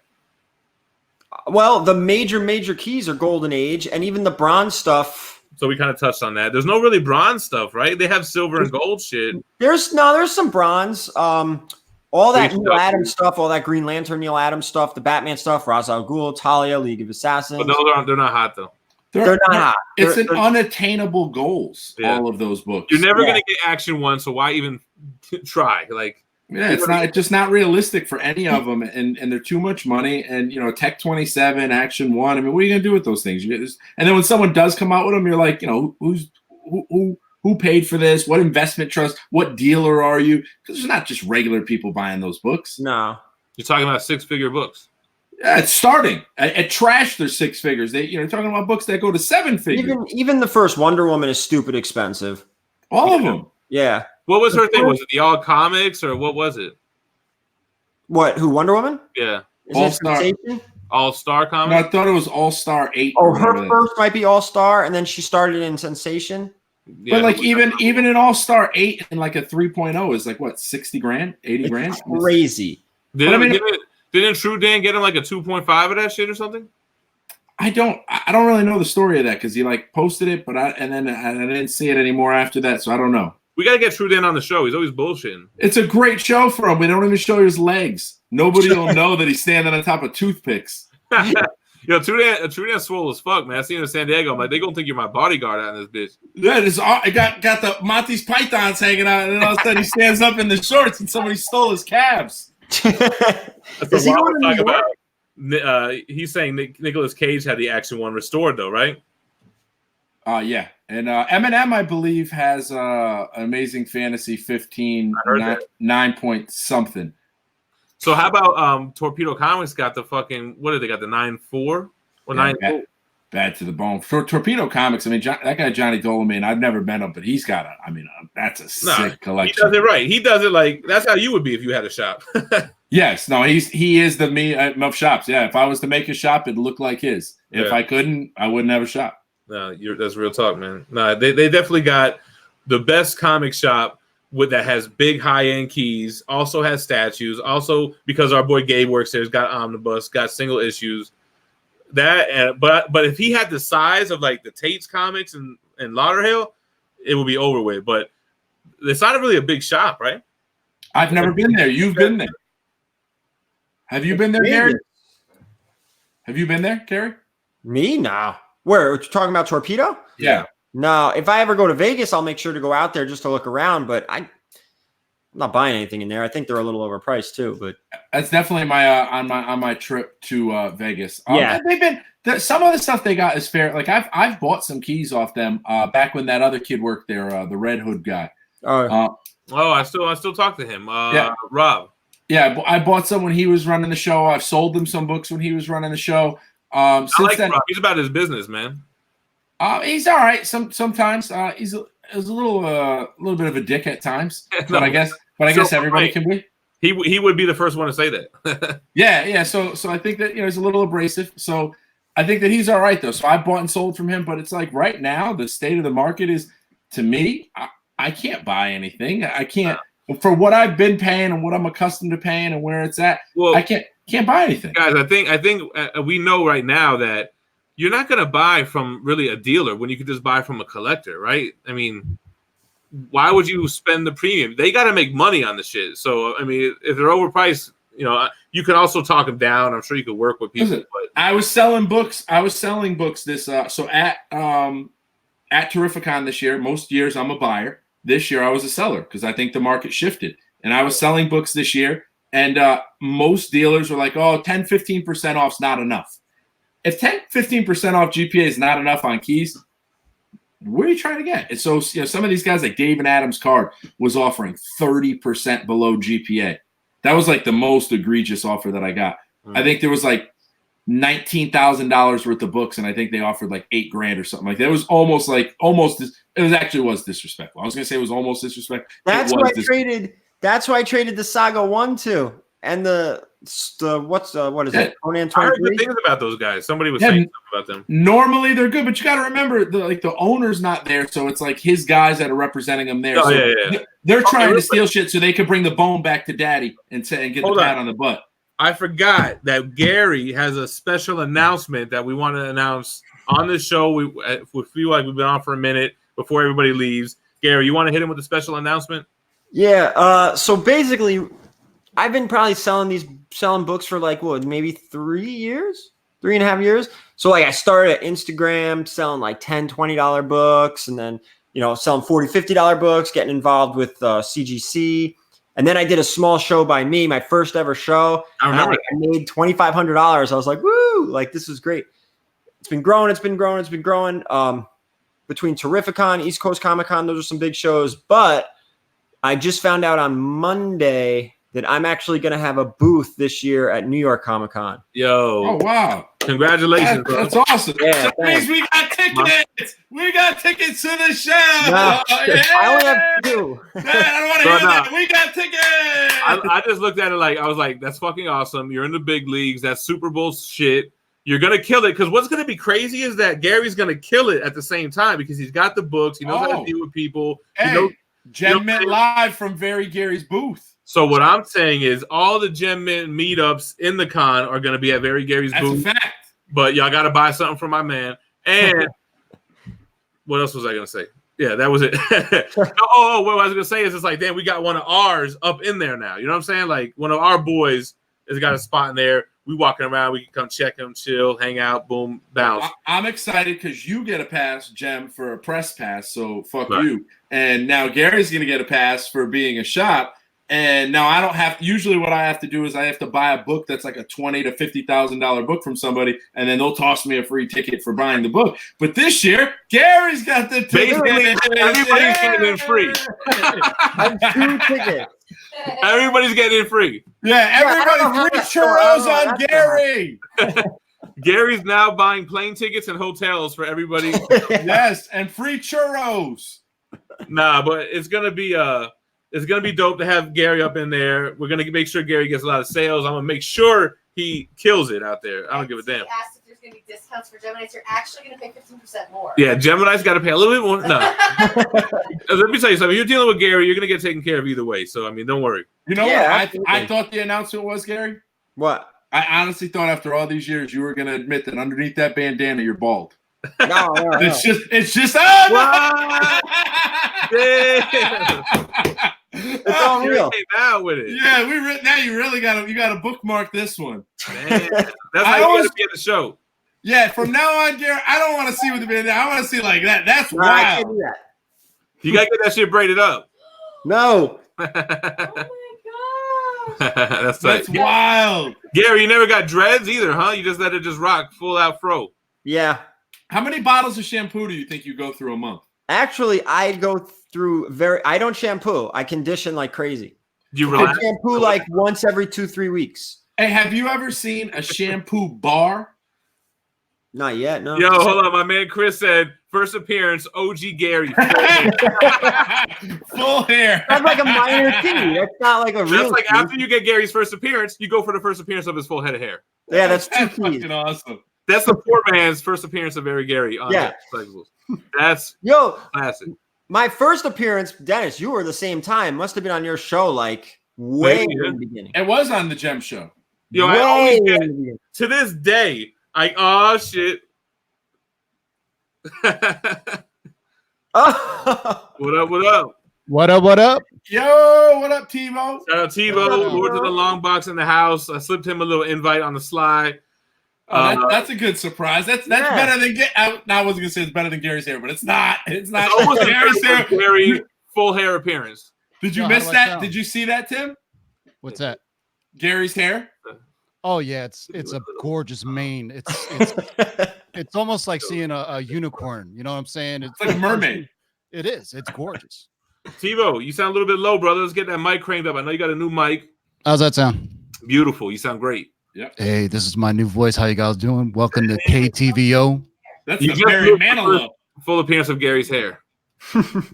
You know, hey man, you know, what he should do is donate the locks. You know what I'm saying? I am doing that. When it's time to cut it, they're gonna get Hold donated. on, hold on. Bro, hold what do you on. mean it's time to cut it? Man, look at That's it now. a scam. I've heard that's a scam. I've heard that the people that get the hair also pay for it, so it ends up being like 5 cents on the dollar. The only person that makes money are the people that take the hair in. That's the rumor. Oh, I'm gonna tell you what, man. Dennis is one of He's- the most he's jaded people I've ever met. I swear to God, if a nun was asking for money, he would say she's scamming you for something. Oh, that New would be a Yorker. fact. She's probably trying to get my butthole.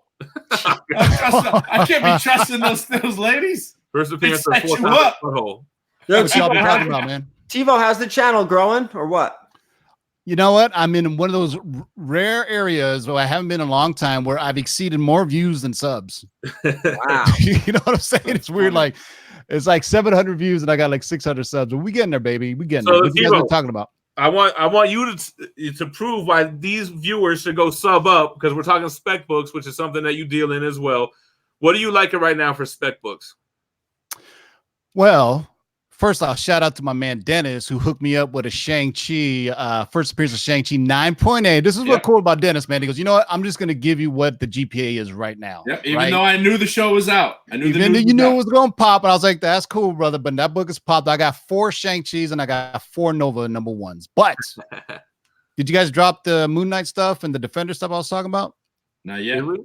No, All you, right, said well- you poked a little bit on Moon Knight, but nothing Defenders. Yeah. All right. So yesterday on the Lords of the Long Box show, somewhere down there, we dropped the news that Moon Knight is finally coming and he's going to be on Hulu. So the rumor report is that the Moon Knight is going to have a Hulu TV show. Correct. They're gonna. So we're talking more supernatural Moon Knight because remember all the Hulu stuff is definitely just going to be supernatural things. What I also heard is the Netflix level characters are coming to FX. And I remember on our show we talked about, man, FX would be a great place to put like the rated R Netflix characters, right? Because you know all the shows like Snowfall, Sons of Anarchy, they're pretty much rated R, man, with Yeah, without bad the nudity. Those are badass movies. TiVo, I got a good question for you though.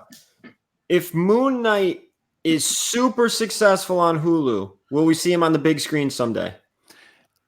So what I'm hearing is Marvel doesn't have confidence in Moon Knight, right? And they don't want to put Keanu Reeves apart. Why get such a big name actor and then put him in a mask, right? Yeah, that's true. But he has a lot of unmasked scenes, though, man. And I think a John McAvoy type actor that would do the different personalities. James McAvoy. Yeah, James McAvoy. My bad. Yeah, so I'm with Douglas Smith saying. But here's the thing, man. I think it's just hardcore fans that want Moon Knight to pop. You know what I'm saying? You know what I'm saying? It's like people like us buying Werewolf by Night 32 is up. Dennis probably got like 6 of them, right? No more. I got none now. See, he's smart because he knows. Here's the thing, man. When we did our show yesterday, I had we got this covered, and Cosmic News ran with stories from our show. Moon Knight wasn't even really touched on, but they went wild for like the Human Torch, Chris Evans. They went wild for the other stuff, and that kind of validated the point that people don't really care. Well, the general audience doesn't really care about Moon Knight. Don't know who Moon Knight is.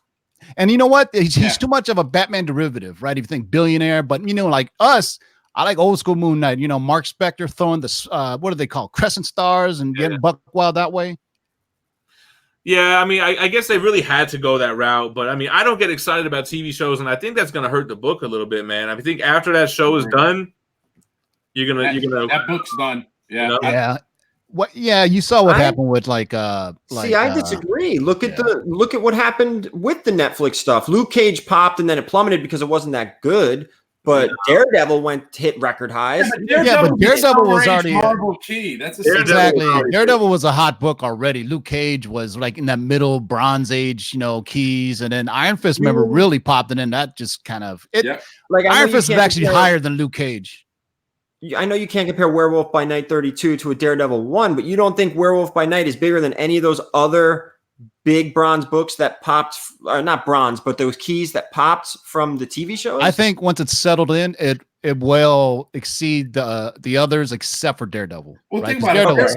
Yeah, but Bronze Age, definitely. There was a time that Werewolf by Night and Hulk 181s were running in tandem to what the prices were. 6s and 9s and 7s were all the same price. That book never deserved to be with that other book. Like the 181s never deserved to be priced equally to the Werewolf by Night 32. Remember, I put a post up on Instagram, Kings of the Bronze Age, because the 9.8 outsold at that time the Hulk 181 9.8. That can't stay up there. They're not the same character. They're not even close to equal. And here's the thing about Moon Knight, man. We've all known it's been coming. That book has been what, for like the last 3 years has been spec'd on, right? They've just been waiting for it and waiting for it and waiting for it. Right. We were talking about that before you came on. So what I heard initially was, do you remember Daredevil season 3?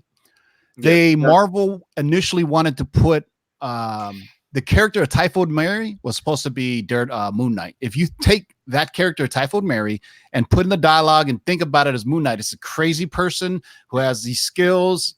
So basically, when Marvel knew that they were pulling out of Netflix, they said, "Hey, let's not put Moon Knight in there yet, because then guess what we have to do? We have to wait 2 years if we want to do it again." Remember, there's a 2-year clause between Netflix ends and when they started up again. So I didn't even know that.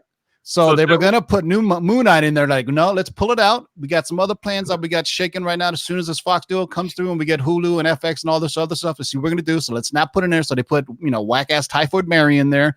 So now they can still they can do whatever they want Moon Knight a year from now, 2 years from now, 18 months from now. Tivo, I want to ask you, how do you feel about Marvel housing these different franchises on different channels, Disney Plus, Hulu, FX? So I got more details on that, and this is the way it's breaking down. Kevin Feige's going to get obviously the cinematic universe. He has the Spider-Man cinematic universe, and he has the Disney Plus shows, but he's only doing these miniseries. He's not really, because you're thinking, man, that's a lot of stuff for one producer. Jeff Loeb, who's from Marvel TV, right? He's going to have the Hulu stuff, the FX stuff, and the ABC proper stuff.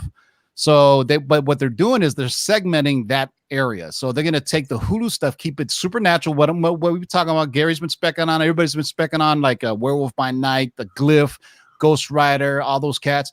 And the street stuff is going to come to FX. But like we dropped on your show last weekend, Secret Wars is going to bring them all together. Jeff Loeb and Kevin Feige are together now, because Bob Iger's like, look, man, we got this plan that we can set in place now. We have all these different platforms. Let's rock it this way. I don't care what you guys' differences in the past.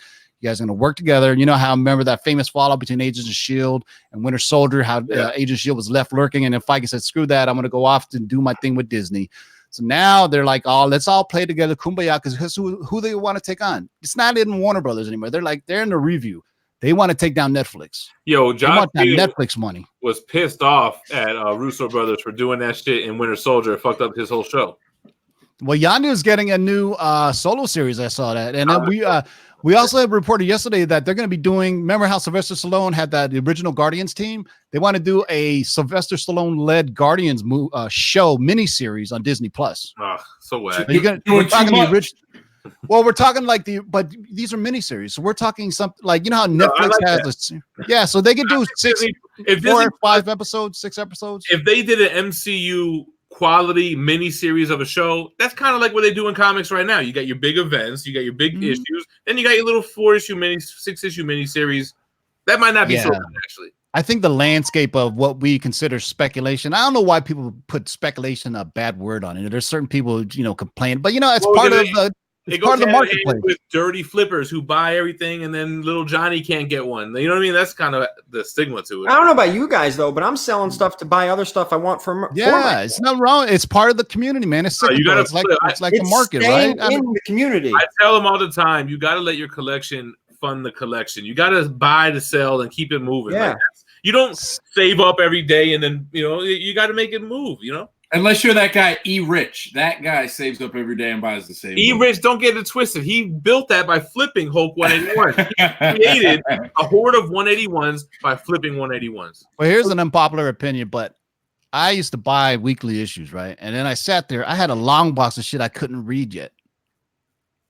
Well, once you start falling behind on your reading, you're fucked. Then I asked myself, why am I buying these weekly issues? They just sit there and they don't gain any value, right? Might as well specifically target certain books, flip them, and then buy stuff I want to get, like Silver and Bronze Age stuff. So you could always buy the trades, you could always buy the omnibus, and you could always catch up. Well, I think you could read it digitally. Once you complete the run, you could always sell the run, usually get your money back or get something back. You know what I mean?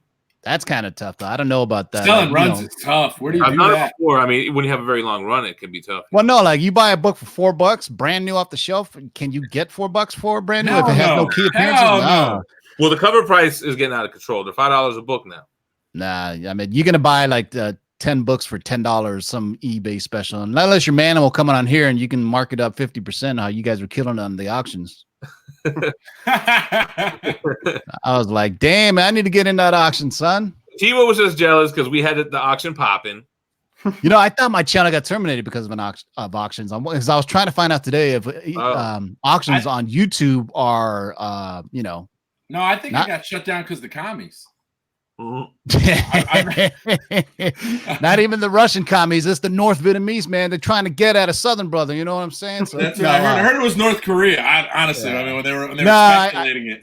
So me and Jem were talking offline, and July 2nd, they had a new terms of agreement came down and new algorithms came down. I think mine did it because they were targeting channels that had this weird gameplay that had music playing. And like 30, 40 of my videos have copyright dings from music. So I am pretty sure it's that, because that July 2nd is when they started this, and my channel right around my birthday got terminated. Ain't that what YouTube will do, bro? Let's say you make a 30-minute video and you play 1 second of a clip. Comics Misexplained said it, baby metal. There's long threads about it. Look, all the revenue off this 30-minute video that ever gets generated will all go to the creator of the 1 second snippet that you use. Does that make any sense? But did you see the videos I sent you? There was channels that had 1 million subs getting shut down, dude. Yeah. That's people who make a living doing that. Fucking cry. Yo, that's your biggest hustle right there, and you just got shut down. I would quit. I would say, fuck this shit. Oh man, you wake up with 1 million subs, and they're all gone because you played a music film. I'll never play music. I'll be anti-music. The worst that's ever happened to me is when I did my Star Wars remix. Yo, John Williams don't mess around, son. You put any of that Star Wars music on YouTube, woof, man. Not only did they didn't even say, hey, this is copyrighted. They go, no, we're muted, and then boom, took it down. I'm like, damn, what's a video with just no audio on it, right? Hey, you know what I love? I love when you try to watch a UFC fight and you'll catch it on YouTube, and it'll be the guy there with the remote control. He's like this. Yo, I used to do that. He's in the corner, but they're showing the live video, so he can't get copyrighted. He's pretending it's a video game. Real quick, I want to answer the question in the chat, right? So, Douglas Smith, what's the best formula for growing a business out of spec books? You guys want to tackle that? Don't do it. Keep your full-time job. Do it as a part-time gig. It's not a business. It's just fun. Yeah, that's it.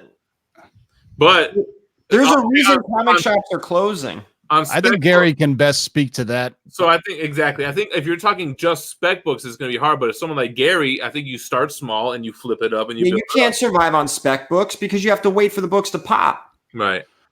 You got to go KRS Comics route, man. You got to be that online variant star.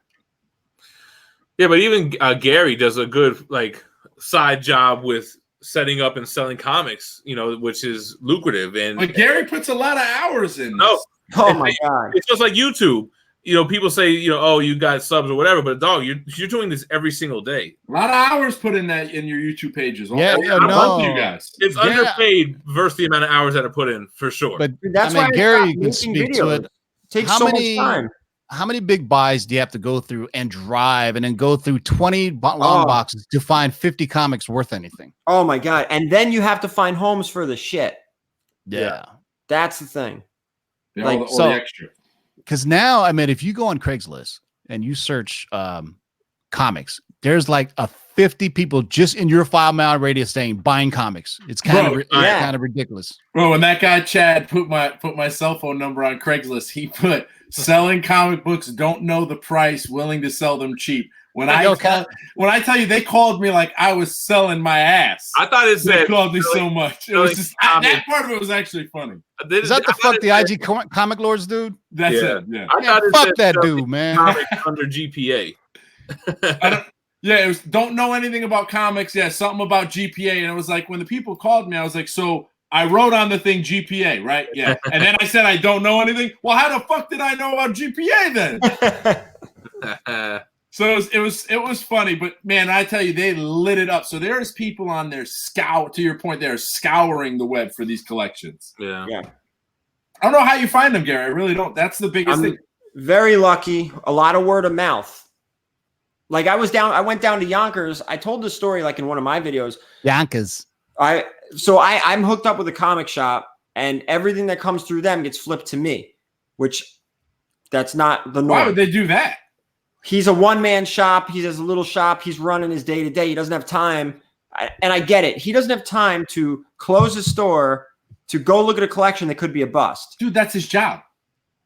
He's one guy. So what happens is he flips it to me because he doesn't know what's in there. Why can't he have them, hey, meet me at the shop, bring the shit? No, I mean, those are just obvious some questions. People do. Some people bring the stuff to the shop, and I don't see that stuff. That's the stuff he picks up. But he had a lady call with, and I'm going to use air quotes here, 30 long boxes. He said, all right, down in Yonkers. I can't do that. It's an hour away. I got the store. Let me flip it to Gary because I'll take care of him. I'll give him a finder's fee. Okay. I went down there. This chick didn't have 30 boxes. She had 68. Good. Great. In a storage unit. Like that doesn't happen often, but this guy has a tiny store. What was the best book in that pile? I had 3 ASM 300s and 2 Batman Adventure 12s. 4 of those 5 books were 9.6 and 1 was a 9.4. So did you guys see my post from a few days ago where is that thing? It was a comic book and they put a sign on there saying, "Hey, we can change the price if something pops on it on a wall book." I saw that. Yeah, it was. Oh, that's that bullshit. Yeah. So I went to a local comic shop here in Southern California, and he doesn't have prices on any of his books. Crazy. He prices them when you bring it up to the counter. That's bullshit. Shout out to J&J Comics. Yeah, that's you, J&J Comics. Drove to your store. And then they want to complain about comic shops closing. I bet you shops that do shit like that, or you let people rack up a huge pull list and don't put them back in the masses. Like, you got to prepay pull list or something to change the game up. Look, people always say, go pick up your comics. If they didn't pick up their comics, it's because they don't got the money. Something happened, and they don't give a fuck about if it's going to affect you or not. So you need to change the way you're setting up your pull list subscriptions. You should have a credit card. Put a credit card on file. How hard is this? I mean, this isn't rocket science. That's what the most money comic shops make are from back issues, right? Because they're gonna buy them on 25-30 cents on the dollar. So Tivo, I wanted to ask Gary that. So you look at the collections for this shop, seeing this guy work and dealing with him as often as you do. how much interest do you have in running a brick and mortar new comic book issues? Zero interest. Nope. Not even a little bit. They created a whole, like, CGC only exists because of dishonest comic book dealers. That's literally the only reason that it exists. It was created because nobody could figure out a way how to buy a comic book without getting fucked. And they changed the game with that shit. Yeah, and now they made it one of my questions, and like I said, I'd love to have Brittany and Matt Nelson on the show. I'd love to. Imagine Jen was like, well, look at here. And here comes Brittany in now next to TiVo. Like, wait. I would love it if that crashed. The screens just all slid over a little bit. We could probably make that happen. Who are those? Are people who speak for CGC? So Matt Nelson is their head grader, was also the founder of CCS, then sold CCS to CGC. He was the master restoration presser. Is he willing to come on live videos? They go on Reggie's show. So, and Dennis, you're asking the tough questions?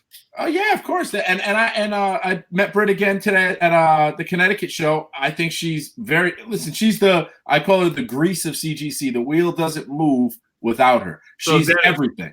I want to get them on the show, and I want you on the show, and I want you to be like the talk host guy that asks the tough ass questions, because I don't know what to fucking ask them. I mean, I'll think of some here or there, but you got to hit him with the. Oh no, I have great questions for him. I know you do. I don't want to spoil them here, but I have great questions for him. And you know what's the irony in this is when I found Reggie on Instagram, and the only reason I found him on Instagram is I saw a clip of him interviewing Matt Nelson and Brittany McManus, and I was like, I'm interested in that. So I got into it, and then I set a list of questions. Said, hey, I'm going to do another show. I think they were doing a second show after that. I said, here's a list of 5 questions I'd love for you to ask. Yeah. His response back to me was, then start your own show and ask them yourself. I was like, listen here, fuck boy, you half-ass bodybuilder. Like, what's your problem, man? I didn't know that y'all had beef like that. What the fuck? He was asking. I thought he was asking people 4 questions. Yeah, he was, and I put the question in, and then he shit on me. So I was like, "All right, dude." You know, I got a mixed history with CGC, so I don't know how well I could do that. Now you're definitely banned from the show, no doubt. yeah. I had a mixed history. And this started. You can write in the column. Put it this way, man. CGC is about 1 degree of separation from the 4 of us here, right? With the people that they do business with, and CGC made the mistake of hooking up, and this is I don't know if this is a deep, dark, dirty secret, but I'm putting it out there. So if they're going to come on your show, tell them not to watch the show. CGC was in bed with Stanley Collectibles. Stanley Collectibles, the guys that, fucking pillaged Stan Lee. They were also in bed with Anastasia's Collectibles. The Anastasia's Collectibles guys worked directly with Stanley Collectibles guys. All of them are scumbags, straight up, right? So what's going to happen if it already hasn't happened yet? Everything in the Stanley Museum, all you guys have seen it if you went to Comic-Cons the last 4 or 5 years, right? If there was a Stanley there was a Stanley Museum, all that stuff belongs to Stanley Collectibles. In other words, Stanley didn't have any of that stuff. You would go to signings, everything for Stanley, boom, put it off to a side, let's keep it over there. So when Stanley passed away, unfortunately, rest his spirit, soul, whatever, Anastasia Collectibles opened up a brick and mortar shop called Excelsior Collectibles. Are you kidding me? Are you kidding me? You have nothing to do with Stanley. You're going to use his name like that, and he's dead now. You get what you're going to get, because you know what they sell? Stanley signed Funkos. They basically release all the Stanley stuff they've had for 4, 5, 10 years that they've been stockpiling up on, taking advantage of them. Because they knew the day was coming when he was going to pass away. So they got a bunch of this stuff. Stanley Collectibles, almost gone now. Almost gone. Literally gone. Wiped out. But the 2 guys that ran at Jerry Oliveras and the other guy, hell, Stanley's ex-manager, Kia resting douche-face Morgan, he's got charges on him right now. He's got charges. They both, the guy before that, Max Anderson's got him too. Max Anderson was his bodyguard who turned business manager. That's the dude. So who did the video?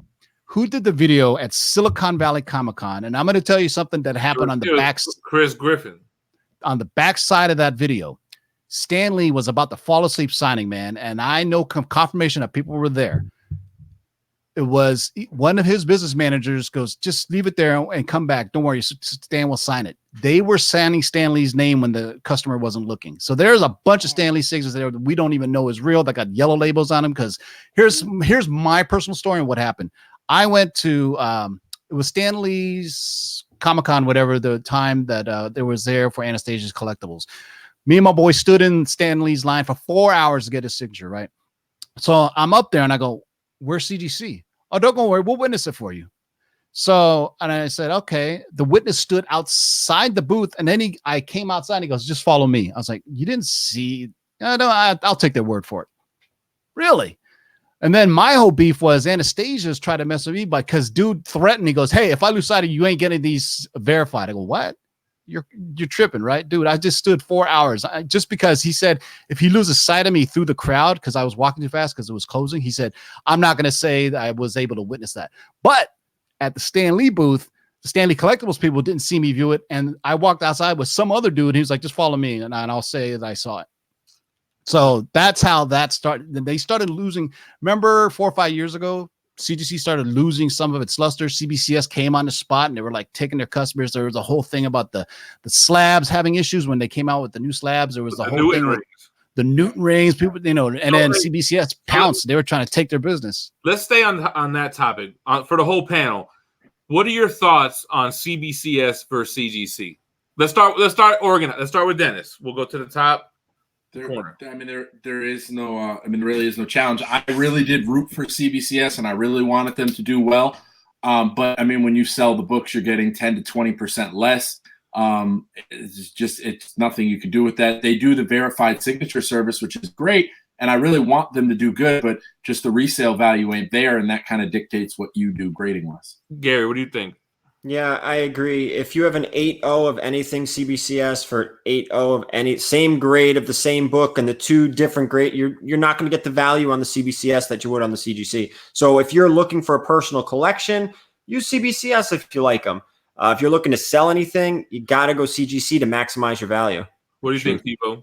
Yo, fuck y'all. I'm rolling with PGX. Y'all come on over to Death Row. So first of all, we can all agree PGX is awful, horrible. Agreed. Don't ever use them. Never. Don't use any third, fourth party or brand new grader because they could be gone. And especially if you use EGS or whatever, and they're doing a signature verification, forget about it. Because if that company goes out of business, now you're going to get stuck with a red label from CBCS or a qualified label from CGC. Although we complain about CGC, we're like an abusive relationship, right? Yeah. We won't leave because that's the only place we can be, right? Yeah. But CBCS, remember that? PGX really got into trouble with doing some shady stuff. Then CBCS got caught up in it with their signature verification program when they started doing art. Remember that dude got blown up on Instagram and he goes, "Hey, look at this." Jim Lee that said it wasn't his. Jim Lee, Rob Liefeld, Todd McFarlane all came out and said, "Yo, that ain't me." This guy. So here's my thing about CBCS.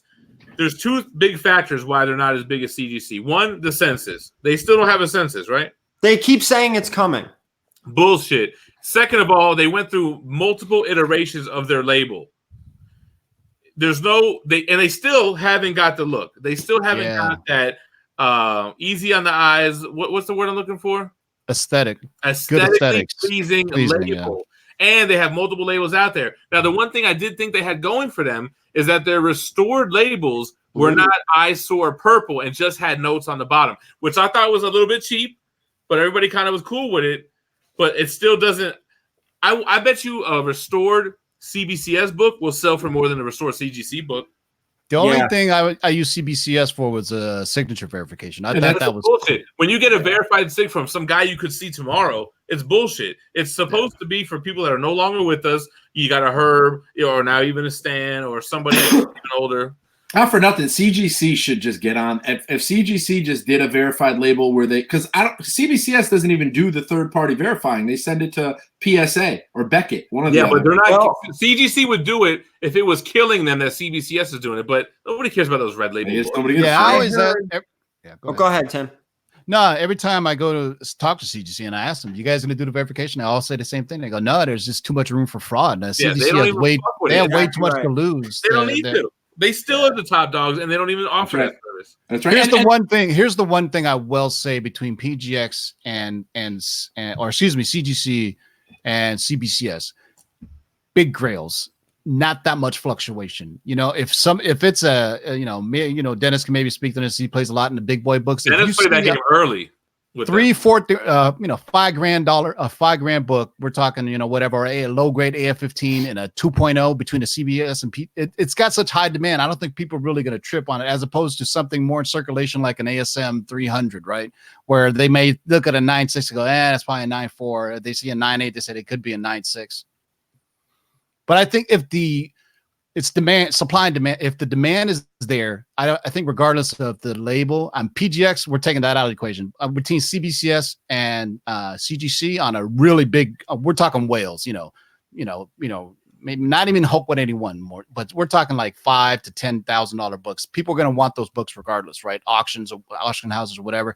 I think the everyday books, there's that 10 to 20, 15% retail drop, and that's really the only difference we're talking about. Grading wise, I've done comparisons. Sometimes they're off, sometimes no doubt.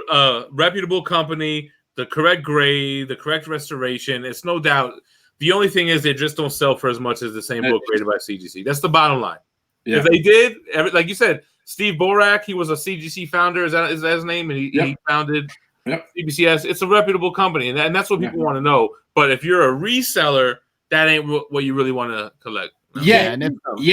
But maybe that'll change. And if you're using PGX, why? Oh yeah, you're fucking dead. I don't know why. It's not worth. You can get your book back. You get some other bullshit back. That's what happened, right? Them motherfuckers will print up a fucking Fasimil cover on you real quick. They did you with the Teenage Mutant Ninja Turtles 1 with the third print, right? That was the one that started it all. I don't know. I don't even know if that story was true though, because who really? I mean, the guy never videotaped anything. All of a sudden, he videotapes the unboxing of that. I don't know. That seemed kind of sketchy to me. Dennis is jaded, man. You can't make him believe anything, man. I watched a comedian yesterday, right? And the comedian was like, do you believe in conspiracy theories? And the guy said, well, I can understand if you don't believe in all the conspiracy theories, but not one. Because if you think about it, the government's put here to watch over all its children. I'm only responsible, me. Well, the comedian said one child, but I'm talking about myself, is 2 children. If I'm responsible for 2 children, and I lie to them motherfuckers all the time. So how could you think that it doesn't? So, you gonna say whatever you gotta say to make everything run smooth. White lie, just a little white lie to keep the people in check and your children in check. You know what I mean? There's a kukui monster in the closet. And behave, or it's gonna eat your ass. And going back to your gripe with CGC, that's not really a gripe with CGC. You're more concerned with the people they're in bed with. Yeah. So you're saying, but here's the thing, though, man. So I made a video, and that got some traction. So let's just say I am friends with people who do business with it, and they were made aware of what was going on. That's how it happened. And I don't want to say anybody's name, but they tried to make it right with me and Anastasia. And I was like, nah, fuck that dude. Fuck him. What you do me wrong, there ain't no coming back. So, but you're Dennis is lucky we cool now. Too.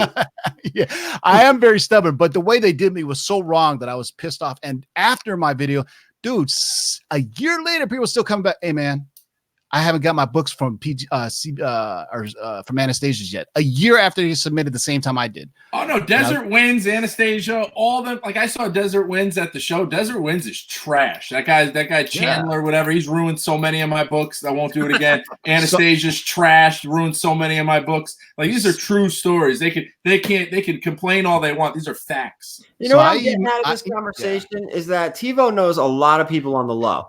Like a lot of people. Yeah, I do.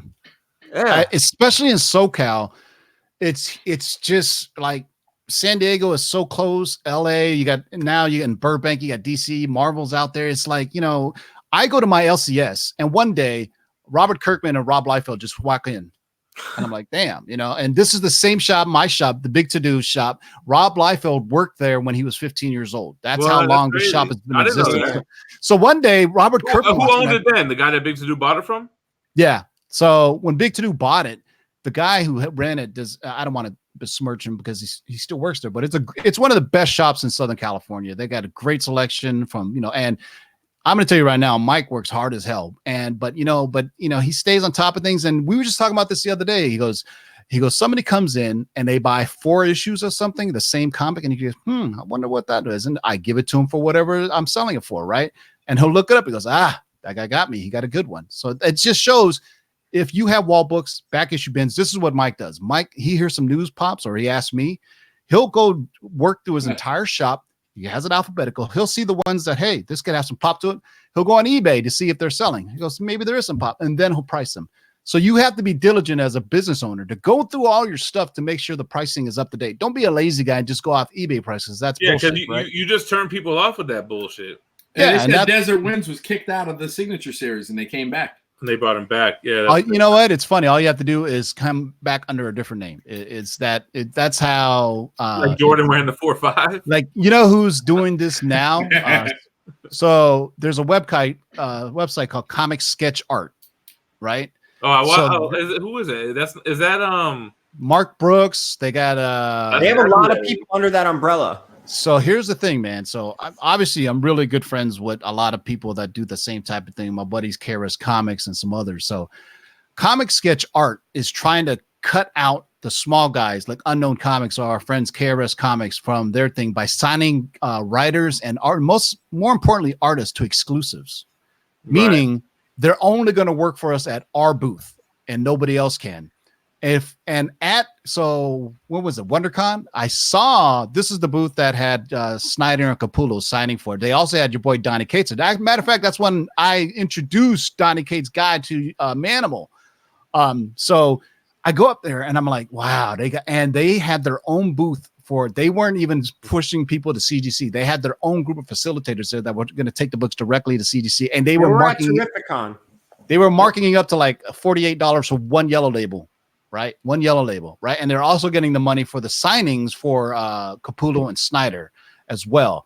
So if I was a facilitator, right, and back in the day, 4 or 5 years ago, as a facilitator, man, you could walk around the whole con and just pick up stuff for everybody and just witness it for CGC, bring it in. So they are exclusive. Comic Sketch Art, you have to go through them. If I was a facilitator, I'd be like, sorry, buddy, I can't do it. You're gonna have to go through and stand in their line and pay them for whatever they want.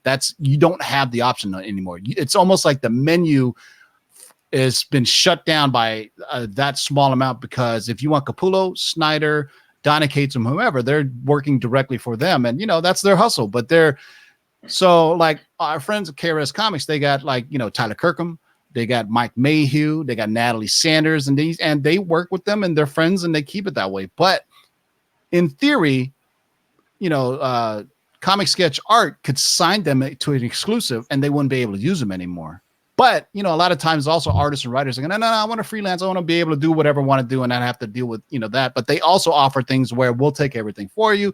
We'll pay for your con experience, airfare, hotel, you get a booth, you don't have to worry about anything. We take care of all logistics. We just ask you to sign 3 or 4 hours a day. Boom. Yeah, that's it. That's a hustle right there, man. But it is. That's the hustle, money, man. That's a hustle. I've seen how it goes down when hiring artists for signings. It's a hustle, man. But you got to work too. You got to promote the fuck out of it. You got to be organized. No, it's a hard work, and you got to spend money to make money, and they spend a lot of money. But it's also the smaller facilitators that try. My buddy Rocket Comics, he travels the entire country and sometimes out of states to do signings, and because he's a facilitator. So I've been seeing that boy plan it at every damn con in every state. Like, damn, this man be everywhere with it. Who, Rocket? Planet? You mean? You said Gem? Planet, yeah. Planet Collectibles, he was Planet Awesome. That guy was MIA for like a couple months. He went missing for like a little minute, but I guess he came back. I guess he had some personal issues that he didn't disclose. I seen him at San Diego. He was in good spirits. I heard he'd been back on his bullshit and didn't fuck anyone over. So you know what? No, he didn't. You're good on my book. Because Gio called, I believe that 9.8 signed was in his possession for quite some time. $100,000 minimum. So yeah, look, so you know what? Maybe he could have communicated better, but you never know what the man went through, and he never fucked anybody over. And the book's back, and he got a 9.8. Dennis, you fuck with those guys from NY Comics, right? The guy they have it on lock on the East Coast for all the signatures for like Romita. No, I'll never deal with them again. Oh, really? Yeah, no. Okay. They're fucking losers. So basically, what happened was there was a Romita signing coming up. And they were like, books have to be in by a certain time. So now, mind you, a couple months before that, I was at New York Comic Con, and they were there, and I bought cash $14,000 worth of signatures from them, just signatures, 14 G's cash, and I paid in green, and so I figured I had a little bit of clout. You know what I mean? Hold on, let me just pause you for a second, Gem. Just so you know, you ain't gonna have most of these people we're talking about ever on your show. But go ahead, Dennis. Yeah. So Hey, they want to go against the beast, they could come through. I mean, yeah, they're more than willing to tell their side of the story. I'd love to hear it. So gave them 14,000 cash. All of a sudden, they were doing a Romita signing. So they sent out the email. It came out a little bit late. They're like, everything's got to be in by Friday. I was out of the state with business. I was going to be returning on Thursday. So I said, hey, would you do me a favor? I got 2 books, just 2, that I'd really like to slide in there, but I won't be able to get you the books till Thursday when I fly back into New York.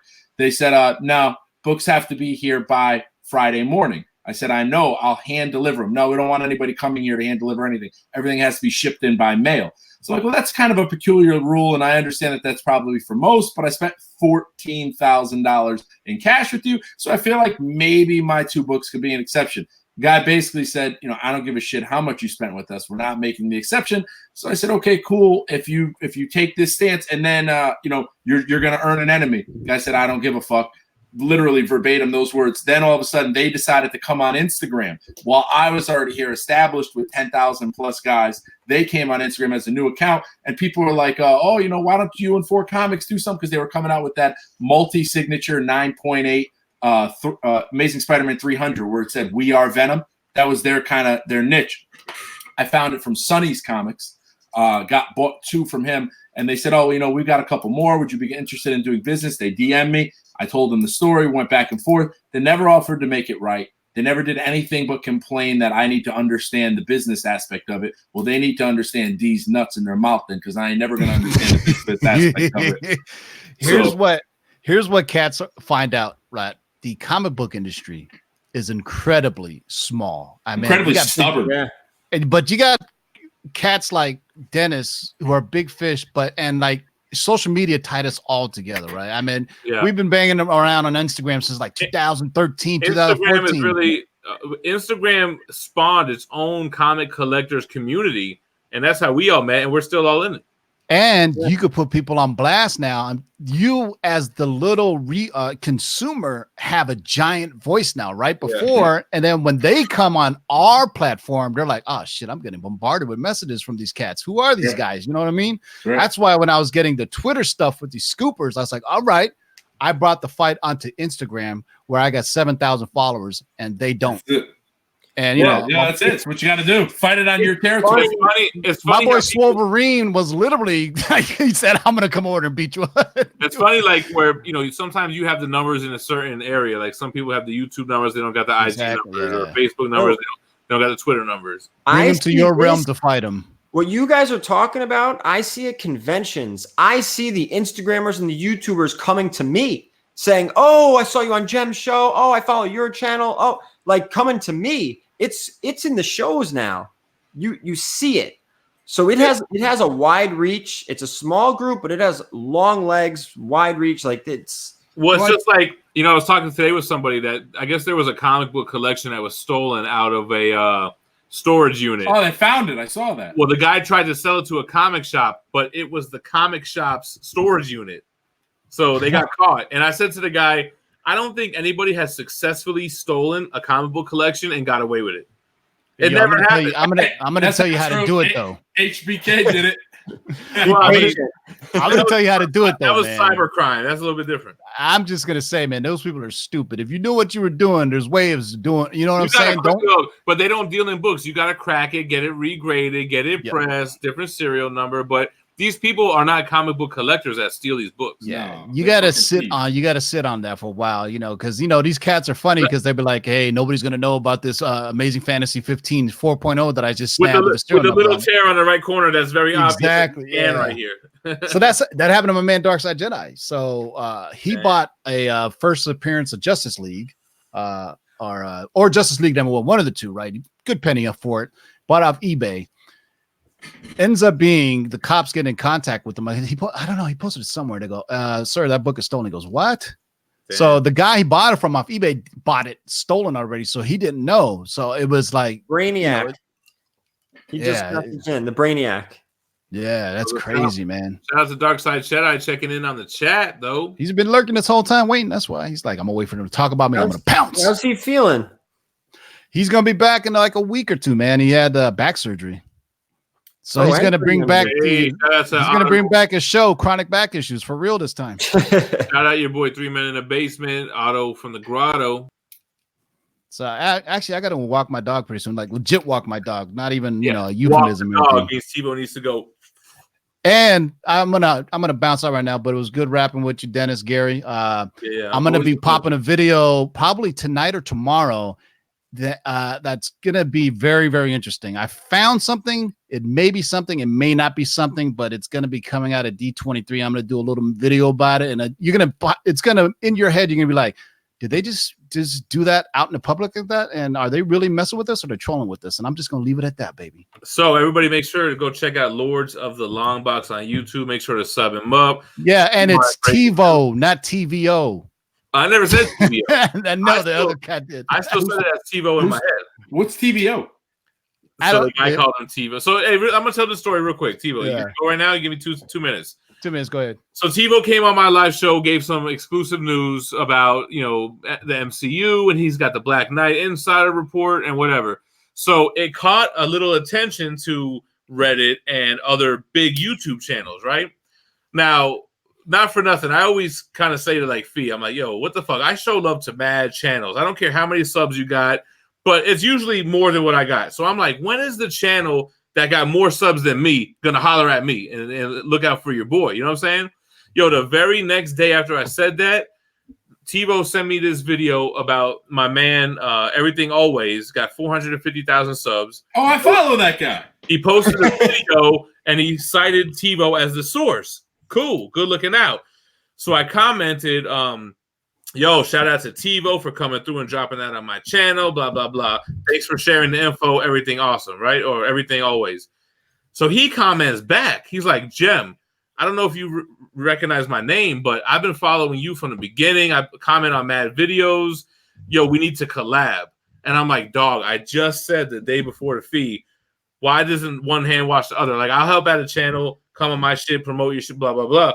But where the 60,000 sub channels at hollering at me? You know what I'm saying?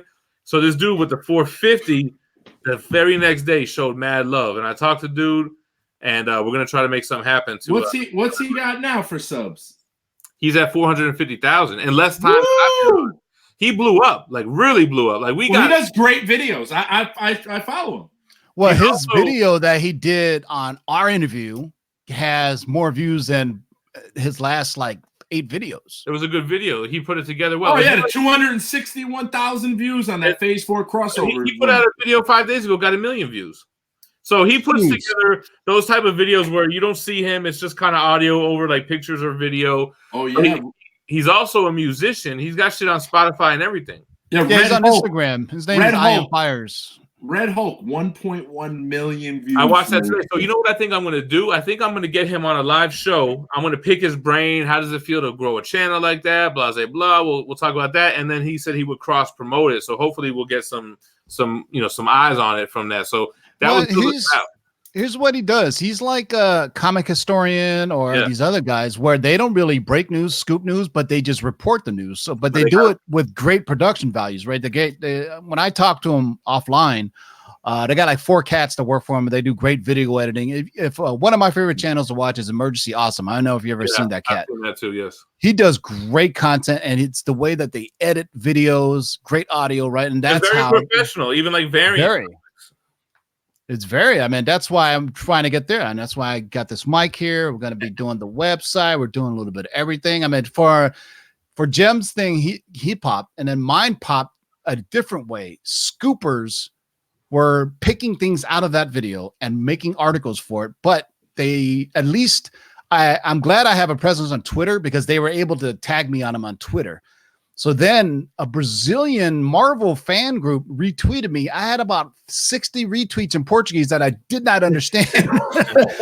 All I was saying is obrigado. That's all I know is thank you in Portuguese, right?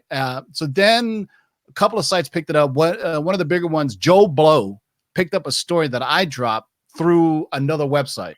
So Joe Blow didn't reference me, but they referenced the website that referenced me. And that's the story about Wesley Snipes coming back to Blade to play Dracula. Right.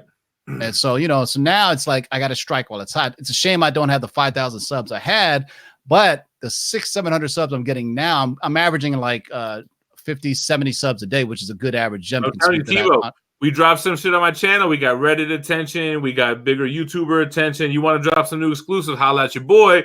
And So we pointed. All I tell you is just stay off the underbelly of Reddit and Twitter. It's a cesspool of negativity. I can't fuck with either one of them, to be honest with you. So, All right. I learned the block tool is very useful on Twitter, man. If somebody just says something, boom, block them. You don't ever have to YouTube hear from comments them are the third place out of that. I always tell you, man, don't be arguing with these people. They just want to rile you up when I some just block them too. From now on, any negativity, I just block them because replying to them is more than what they wanted. So I just block them. I don't even answer anymore. If they're not making videos and they're not putting a face to it, like, I mean, a lot of these internet you're scoopers, just a pussy, dog. That's straight up. I don't know what they look like. They don't do videos. You know what I mean? At least I'm putting my face to it. If I'm wrong, I admit it. If I'm right, I go with it. If not, then it's how it is, man. It's how we roll. We're old school like that. Tim, how confident are you in a nihilist? It'll come in the middle. It's not going to be the big thing, but because Secret Wars is, but it's coming right in the middle, right around in the middle of Phase 5. You're going to have Galactus and the whole Annihilus thing. Because I think Secret Wars is bigger for them because they can bring in everybody from Hulu and all the platforms. Because if you remember an Annihilation Wave, it wasn't really on Earth, so they can make it for the cosmic level superheroes just to mess with. And then Earth kind of, because I think they're kind of tired of putting Earth in peril like they've been doing so much. People get exhausted from seeing the same thing over and over, and I think that's what killed the DC movies, right? With the Justice League, Batman vs Superman, it was just kind of the same fatigue, so they got to do something new. And I think just leave Earth alone for a while. We don't need to blow it up, so soon. We'll just mess with this Annihilation Wave. We'll blow up some other worlds. Tim, what's the D23 or whatever that thing is? What are we gonna get? Like, do you know what's going on there? You got your own video to talk about that? Yeah, so you're gonna be heavy on Jeff Loeb, heavy on the Hulu side and the TV side, and you're gonna get Feige just for the Disney Plus stuff. Maybe some announcements. The FF logo and X-Men logos were supposed to drop at San Diego Comic-Con, but if you saw that panel, Jeff Feige ran out of time. Remember at the very end, he goes, "Oh man, I forgot to tell you guys, we got the FF coming. We got the X-Men." He didn't say X-Men, he said mutants. So that's very key that he said mutants. I don't think that you're going to see an X-Men movie ever. I think it's going to be rebranded X Factor, X Force, whatever, but maybe X-Men. But you notice he was very specific to say mutants and not X-Men. So that encapsulates all of them. The second thing that we dropped yesterday was that Black Widow end credit scene, your boy Deadpool is going to pop through. That's how. That's the word. About a month ago, I tweeted that people are going to be surprised that the Black Widow movie is going to be the first one to introduce Fox properties. And I was leaning toward, what's his name? David Harbour's character, but that ended up just being Red Guardian. But I'd also heard that, they're trying to bring in Fox, and sure enough, they want to introduce Deadpool in the end credit scene of Black Widow. And guess what? The scene is he's going to meet Taskmaster in a bar. So that Taskmaster spec may have some legs on it. He may be around more than just one movie. And this totally fits Deadpool's MO. It's Deadpool parodying the first end credit scene in the Marvel Universe. Tony Stark meeting Thunderbolt Ross. It's perfect. At the bar. Yep. That makes sense. So there's your exclusive that I dropped yesterday. Yeah, I think Phase 4 is just going to build on Phase 5. They're going to a waste of a phase, though. Here's the thing. I think at D23, it's introductions. You may see a timeline of Phase 5, possibly. But I remember they have all this. They're gonna really blow up this Hulu stuff and the supernatural stuff that Jeff Loeb has been. Remember, Jeff Loeb hasn't had shit to do in the last 3 or 4 years. He's had Agents of S.H.I.E.L.D., he's had Runaways and Cloak and Dagger. Pretty much that. He lost the Netflix stuff, so he was already transitioning out of that, but that was all Jeff Loeb. Now Jeff Loeb is going to have Hulu, and he's going to have the Netflix characters onto FX when they become available in a year. I think, what was the one in it? Probably Luke Cage or Iron Fist, whichever one is available up first. And people are saying, hey, well, they just auctioned off everything. No, Netflix auctioned off everything. Remember, the Marvel shows were owned by Netflix. They paid everything, all the production costs. That's why Marvel's like, yo, man, 13 episodes, cool, we're with it. We're not paying for it. So now hey, I gotta take a bathroom break. You guys talk amongst yourself. God damn, so is that. But anyway, so the Netflix stuff, all the Marvel stuff belonged to Netflix, all the costumes and everything. It's funny is Stephen DeKnight, who did the first season of Daredevil, he bought the DD costume on auction. So now, because now it's all Marvel saying, and Marvel bought FX, they said, perfect, let's put it there. We can separate the cosmics, or the supernatural side with Hulu and the street level stuff on FX. And and I was talking about somebody with this today, and it was just like, they keep on this Norman Osborn rumor keeps on circulating for no apparent good reason at all. I don't know if somebody's sitting on a bunch of Dark Avengers or something, but we talked about Green Goblin. It's not going to happen, man. If it does happen, it's going to be in a Spider-Man solo film. But you don't go from Ultron, Thanos, and all these guys to Norman Osborn. You know what I mean? It's not. So earlier this week, director Noah, I forgot his name, the writer of the guy that was doing the Doctor Doom movie, came out and said Doctor Doom movie's dead. And that more credence to that Kevin Feige doesn't like doing villain-led films, right? And that's why a Dark Avengers movie led by Osborn is not going to happen. And more importantly, it's not going to happen because Feige doesn't own the rights to it. He has to get permission. But Feige is like, why am I going to make Osborn pop for Sony, right? Because Marvel gets Tom Holland Spider-Man in the Infinity Wars movie. Marvel gets all the money. Marvel makes the Tom Holland Spider-Mans for Sony. Sony gets all the money, right? So Sony owns all the movie rights to Spider-Man and all the characters. Marvel can take whomever they want and use them, but they're like, why would I make Norman Osborn such a big part of the MCU if I don't own the rights to it, right? Mysterio, same thing. Let me borrow that. You can do whatever with it, but I know. Now, before Spider-Man 3 is done, remember, the Feige Sony deal or the Marvel Sony deal is only 3 pictures. So that's 3 Spider-Man movies. So I'm pretty sure they're going to be deep in negotiations after Spider-Man 3 to see where they're going to go from here. I'm hearing also that Venom 3 is going to be produced by Kevin Feige. Standalone though, meaning he's one and done. Because you know why? Sony wants Venom to pop like Far From Home did. They want Venom to not only hit $1 billion, but they also want the critical success. Because you got to think these studios, they really kind of got an ego where they're saying, okay, well, it made $1 billion, but 22% of Rotten Tomatoes. They want that, hey, 90% also made a lot of money, so they can puff out their chest and say, hey, it's a critical success as well as a financial success. If you could attach Oscar on it, it's even more. So that's what these studios want. If they make a lot of money, but like Venom, we totally forgot about the first Venom film, right? Because it didn't get the critical success that it was hoping it would get. And so I think they saw what Feige did with the 2 Spider-Man movies. To me, I thought Far From Home made $1 billion, but it only made like 900 million, 880 or something like that. And it was whack as fuck. Yeah, it was terrible. Yeah, so they want Venom to pop. They wanted to be $1 billion and to put his stamp on it. And Feige is, from what I understand, if they work it out, Feige is just going to do one and done. He's going to do Venom 3 and he's out. He's like, all right, boom, I did that. Now you scratch my back after I scratch yours. So, Jeez. The bar cut me off after this one. Last call. All right, guys, I'm out. It was All nice right, seeing you all. I will see you guys on the gram or whatever, man. Peace out, fellas. Peace out. So Russell, Who Dat Comics asked us a question a little while ago. I mean, we kind of already talked on it, but what do you think when CGC did the crossover service? We talked about that, right? Yeah. We kind of said that. We didn't talk about the crossover. Oh, the crossover is what? When they said, send us your CBCS slabs, we'll give you a discount?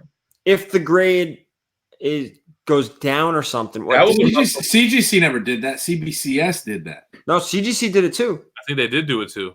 Yeah. I think that's an urban legend. No, I got the emails.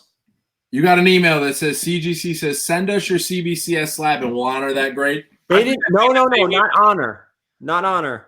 It didn't say CBCS directly. Well, what did it say? It said another grading company or something like that. If you sent them another grading company's book and they cracked it, and if it didn't get the same grade, you got a discount or something like that. You got to find that email. I think I think where your receipts at, Gary? Yeah, I'm gonna say that's that you got that off CNN. Fake news. Check the chat. Hopefully the chat.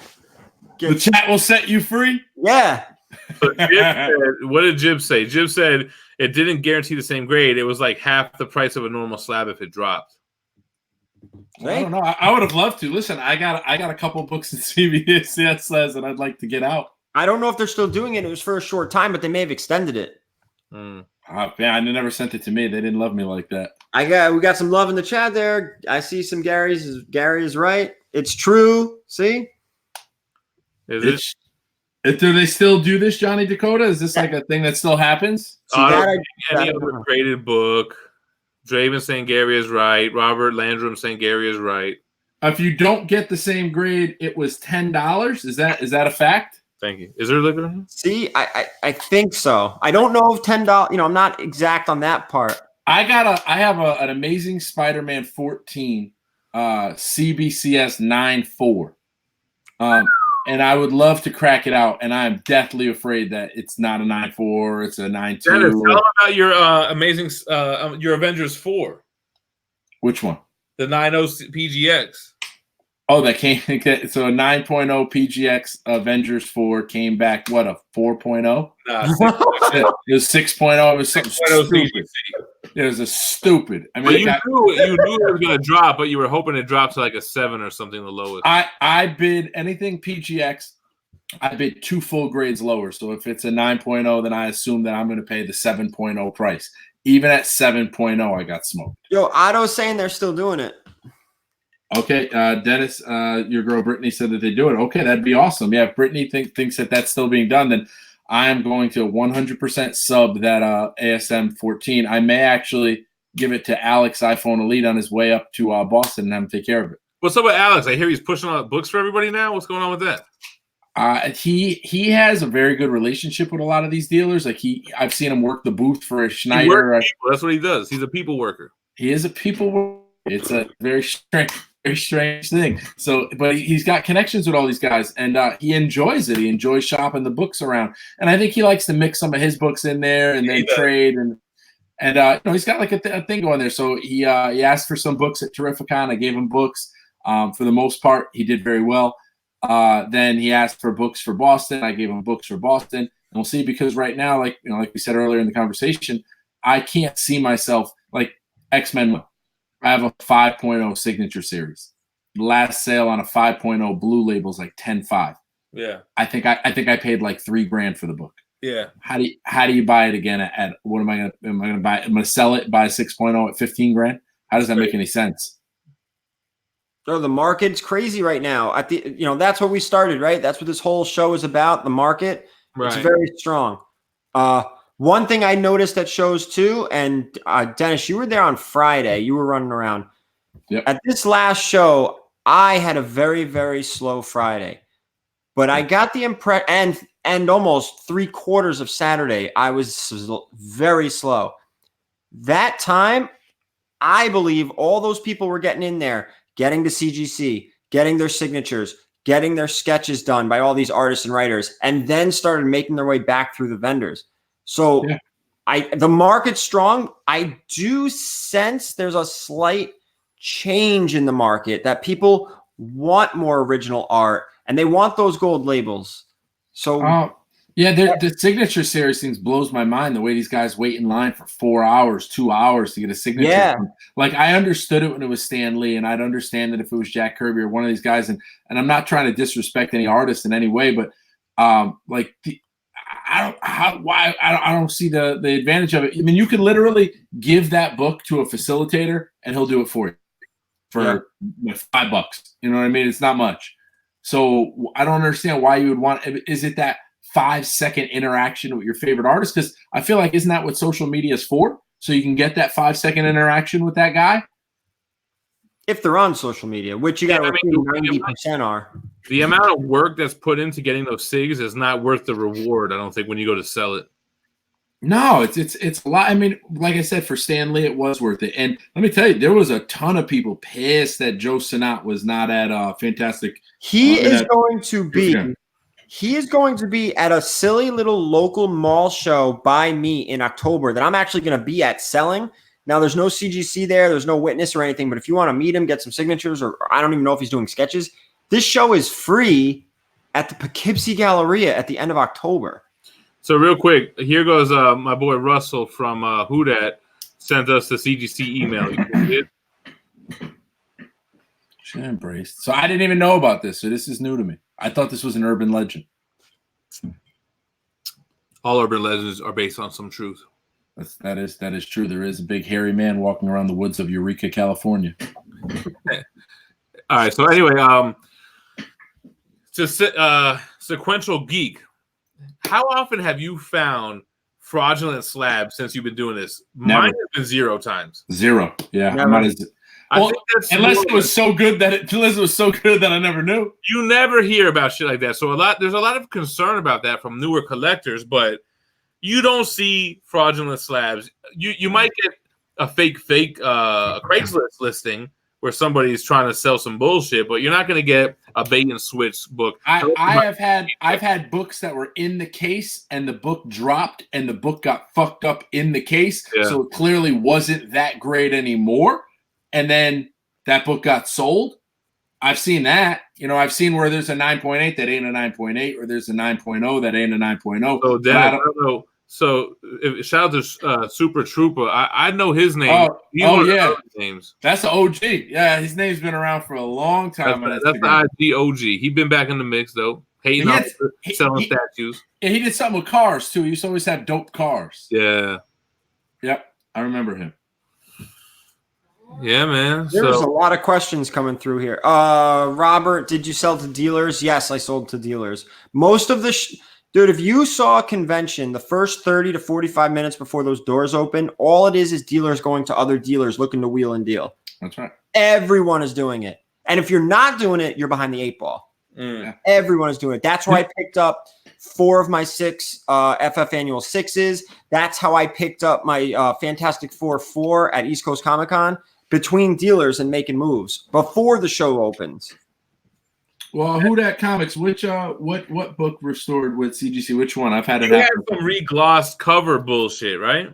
Oh, they fixed it. So, long story short, yeah, it was fixed. I had to go to the Smithsonian and come back and all this other stuff. But long story short, it was made right, and so was. I had a tape situation on an AF-15. I had paid CCS money to get rid of the tape. And press, and then the guy Sarah Nerd Girls, I don't know if that was her boyfriend or friend, the guy that was doing the pressing, but he was supposedly like a really good presser. Remember all that? You talking about Joe? I don't remember what his name was. CFP Comics?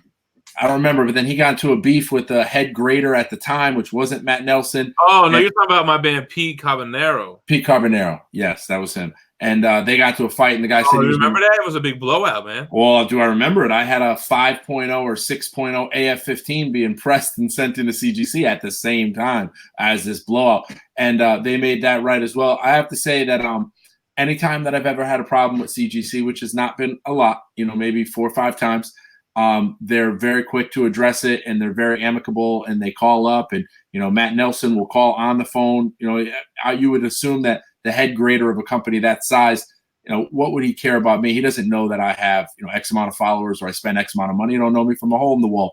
And he still called and explained the situation. So any problem I've ever had has always been resolved.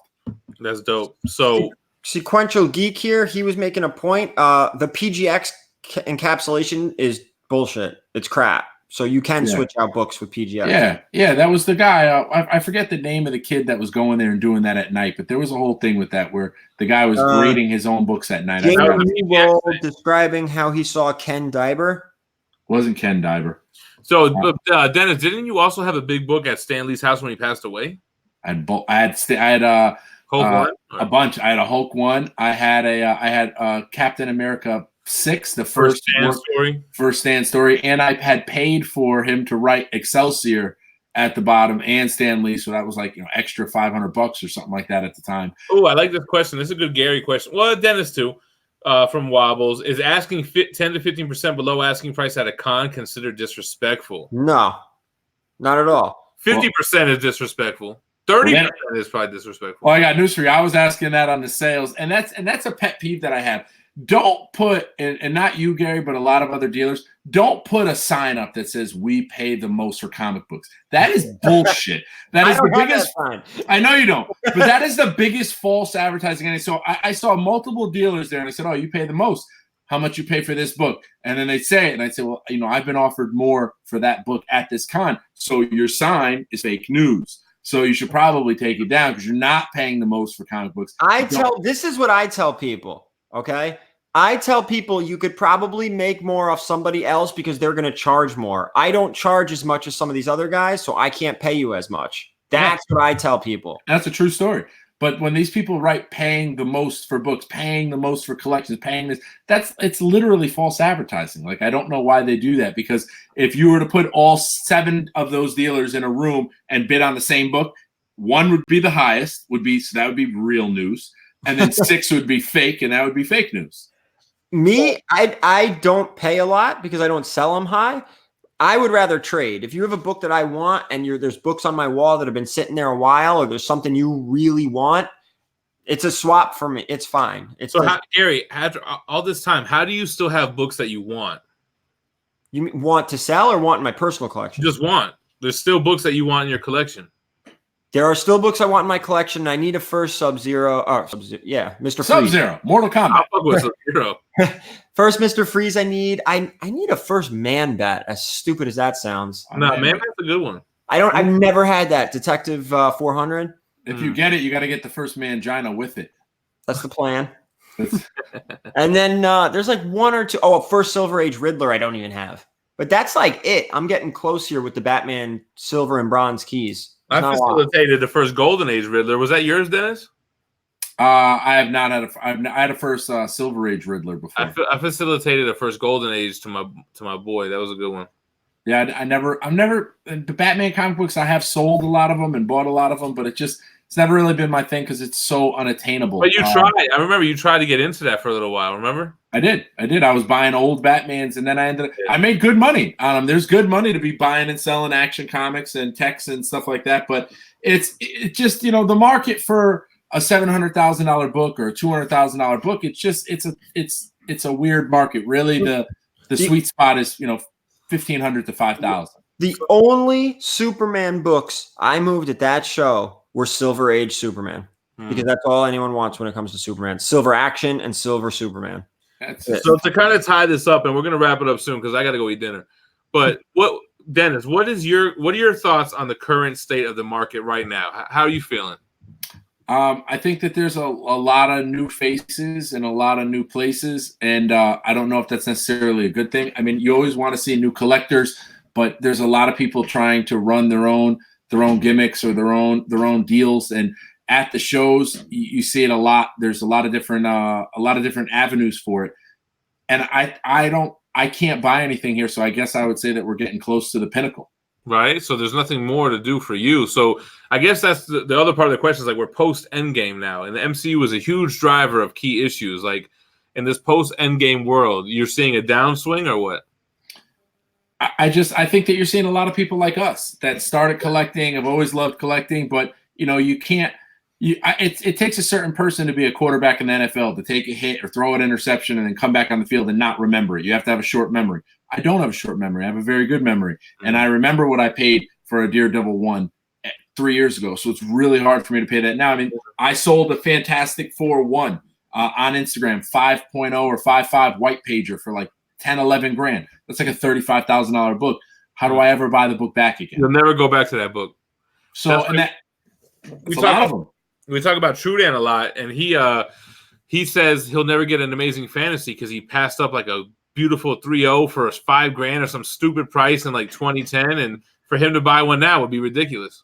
I feel his pain. There's so many books that I've been slighted on that I can't buy or I won't buy anymore, and I just don't know. So like I haven't sold like any of my Amazing Spider-Man run or X-Men ones, and I'm holding on to a few spec books that I think are still the spec books, but prices are fucking high right now. Real quick, I want to give a shout out to Secret Sanctuary. He's saying market is strong for key books and classic covers. And yes. I want to congratulate Secret Sanctuary. He got like a San Diego Comic-Con video. Last time I checked, it was like 800,000 views. He fucking good for you, man. He's into the keys as well. He collects statues and keys. So everyone check out Secret Sanctuary. He's got a YouTube channel. He does statue reviews and CGC hauls and shit. So check him out.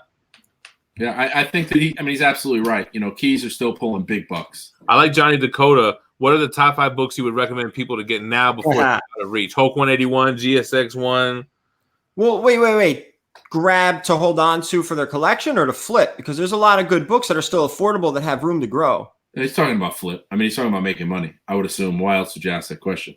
Well, I don't know. While they're out of reach, I guess he might be saying, if I don't buy Hulk 181 now, it's gonna be too expensive. So you want something that's gonna blow up. Yeah, you got to go Avengers 8, FF Annual 6. Mm. I still, even though TiVo doesn't want to talk about Norman Osborn, I think ASM 14 is still a strong book. ASM 15, Craven. He said to flip specifically. To flip, yeah. Craven right now is going up there. So if you're going to hop on any Spidey keys, now would be the time for that one. But it's starting to go. I'd be FF4, FF5. FF4 is still very expensive. It's always, but it just goes up.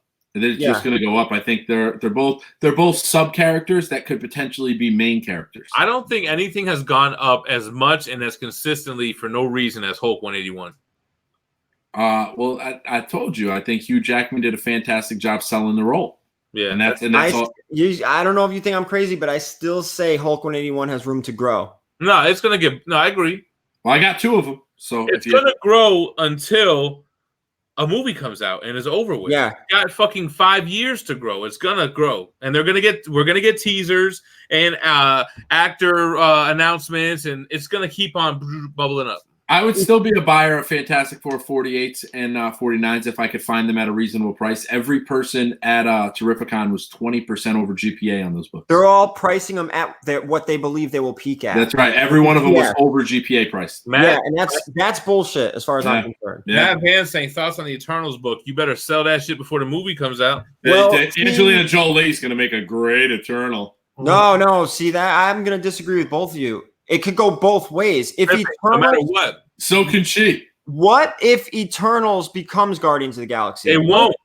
How do you know? What if it's strike twice and there's no interesting characters in Eternals? They're all fucking boring as hell. If it does, then I'll be pleasantly surprised. Did anybody know? Did anyone except the really, really hardcore people realize who the Guardians of the Galaxy were before that book?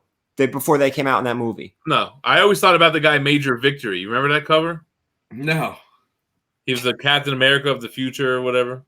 No, I came into I think what made Guardians of the Galaxy so great was everybody went in there with low to no expectations and came out pleased. So if the Eternals, and like I said, I put it on my Instagram the other day, and people said, don't come back to Marvel when they put out. Listen, if they put out this phase and all these movies turn out to be great, ain't nobody happier in the world to eat crow on that than me. More than happy, for sure. Yeah, I'd love to be wrong on this. There's a lot of first appearances in that Eternals #1. If that's a strong movie and they immediately have a sequel, or you see these characters keep showing up, there may be more room on that Eternals. I could be wrong, but I don't see it.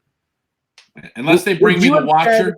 Would you have said though that the same thing about some of those Guardian first appearances? Never. Like, I would have said the same thing I'm saying about Eternals about Guardians. Right. Yeah, I would too. Have faith. Yeah, but that's like saying lightning in a bottle doesn't catch twice. I think I don't think it's gonna have the same success, and I don't think that the Eternals movie and franchise being successful is gonna really make that book have staying power past the time the movies are done. You know what I'm saying? It's gonna crash for sure. Oh, forget about look at they all crash a little. Look at Amazon Prime. If Amazon did anything, they just proved to the world that you could literally make a comic book movie about people that nobody's really ever kind of heard of, and it was awesome. The Boys was fantastic. I loved it. I happened to read that by chance and loved it. By Garth Ennis. The Omnibus community put me onto it, and I couldn't believe they made a show out of that. It's one of the most raunchy comics I've ever read. It was fantastic. I mean, the movie was, and then I saw people complaining about how the ending was. The ending is what made it. I'm only 2 episodes in. Well, that's your fault. You should have went full Quentin Tarantino on that thing. This is old man. Spoilers are fucking accepted. Yeah, what do you want me to keep a secret about how Lou Ferrigno ended as the Hulk? Wait, what? No. It's a cliffhanger. I mean, I'm sure you know that it's. Oh, there's a season 2. They're filming season 2 right now. Right, exactly. So that's all you need to know. Yeah, I thought it was fantastic. I thought The Boys was awesome. I really did like it. I thought it was fantastic, and I never really followed any of those characters ever in my life. That's another book then that somebody had a question about when it came to indie titles that are going to blow up. There might be room for The Boys one. You're tripping. Yeah, no, I don't think so. I'm not talking Walking Dead. Whatever it is now is peak. It's not a long-term book. I agree. What do you consider long term? 1 or 2 years? Because you don't think that book will be worth more when you might be able to drops than right now? You might be able to. This is as good as it gets. Yeah, I disagree. I think you just knock the cover off the book. Then you can do even if you do it twice, it's then expected.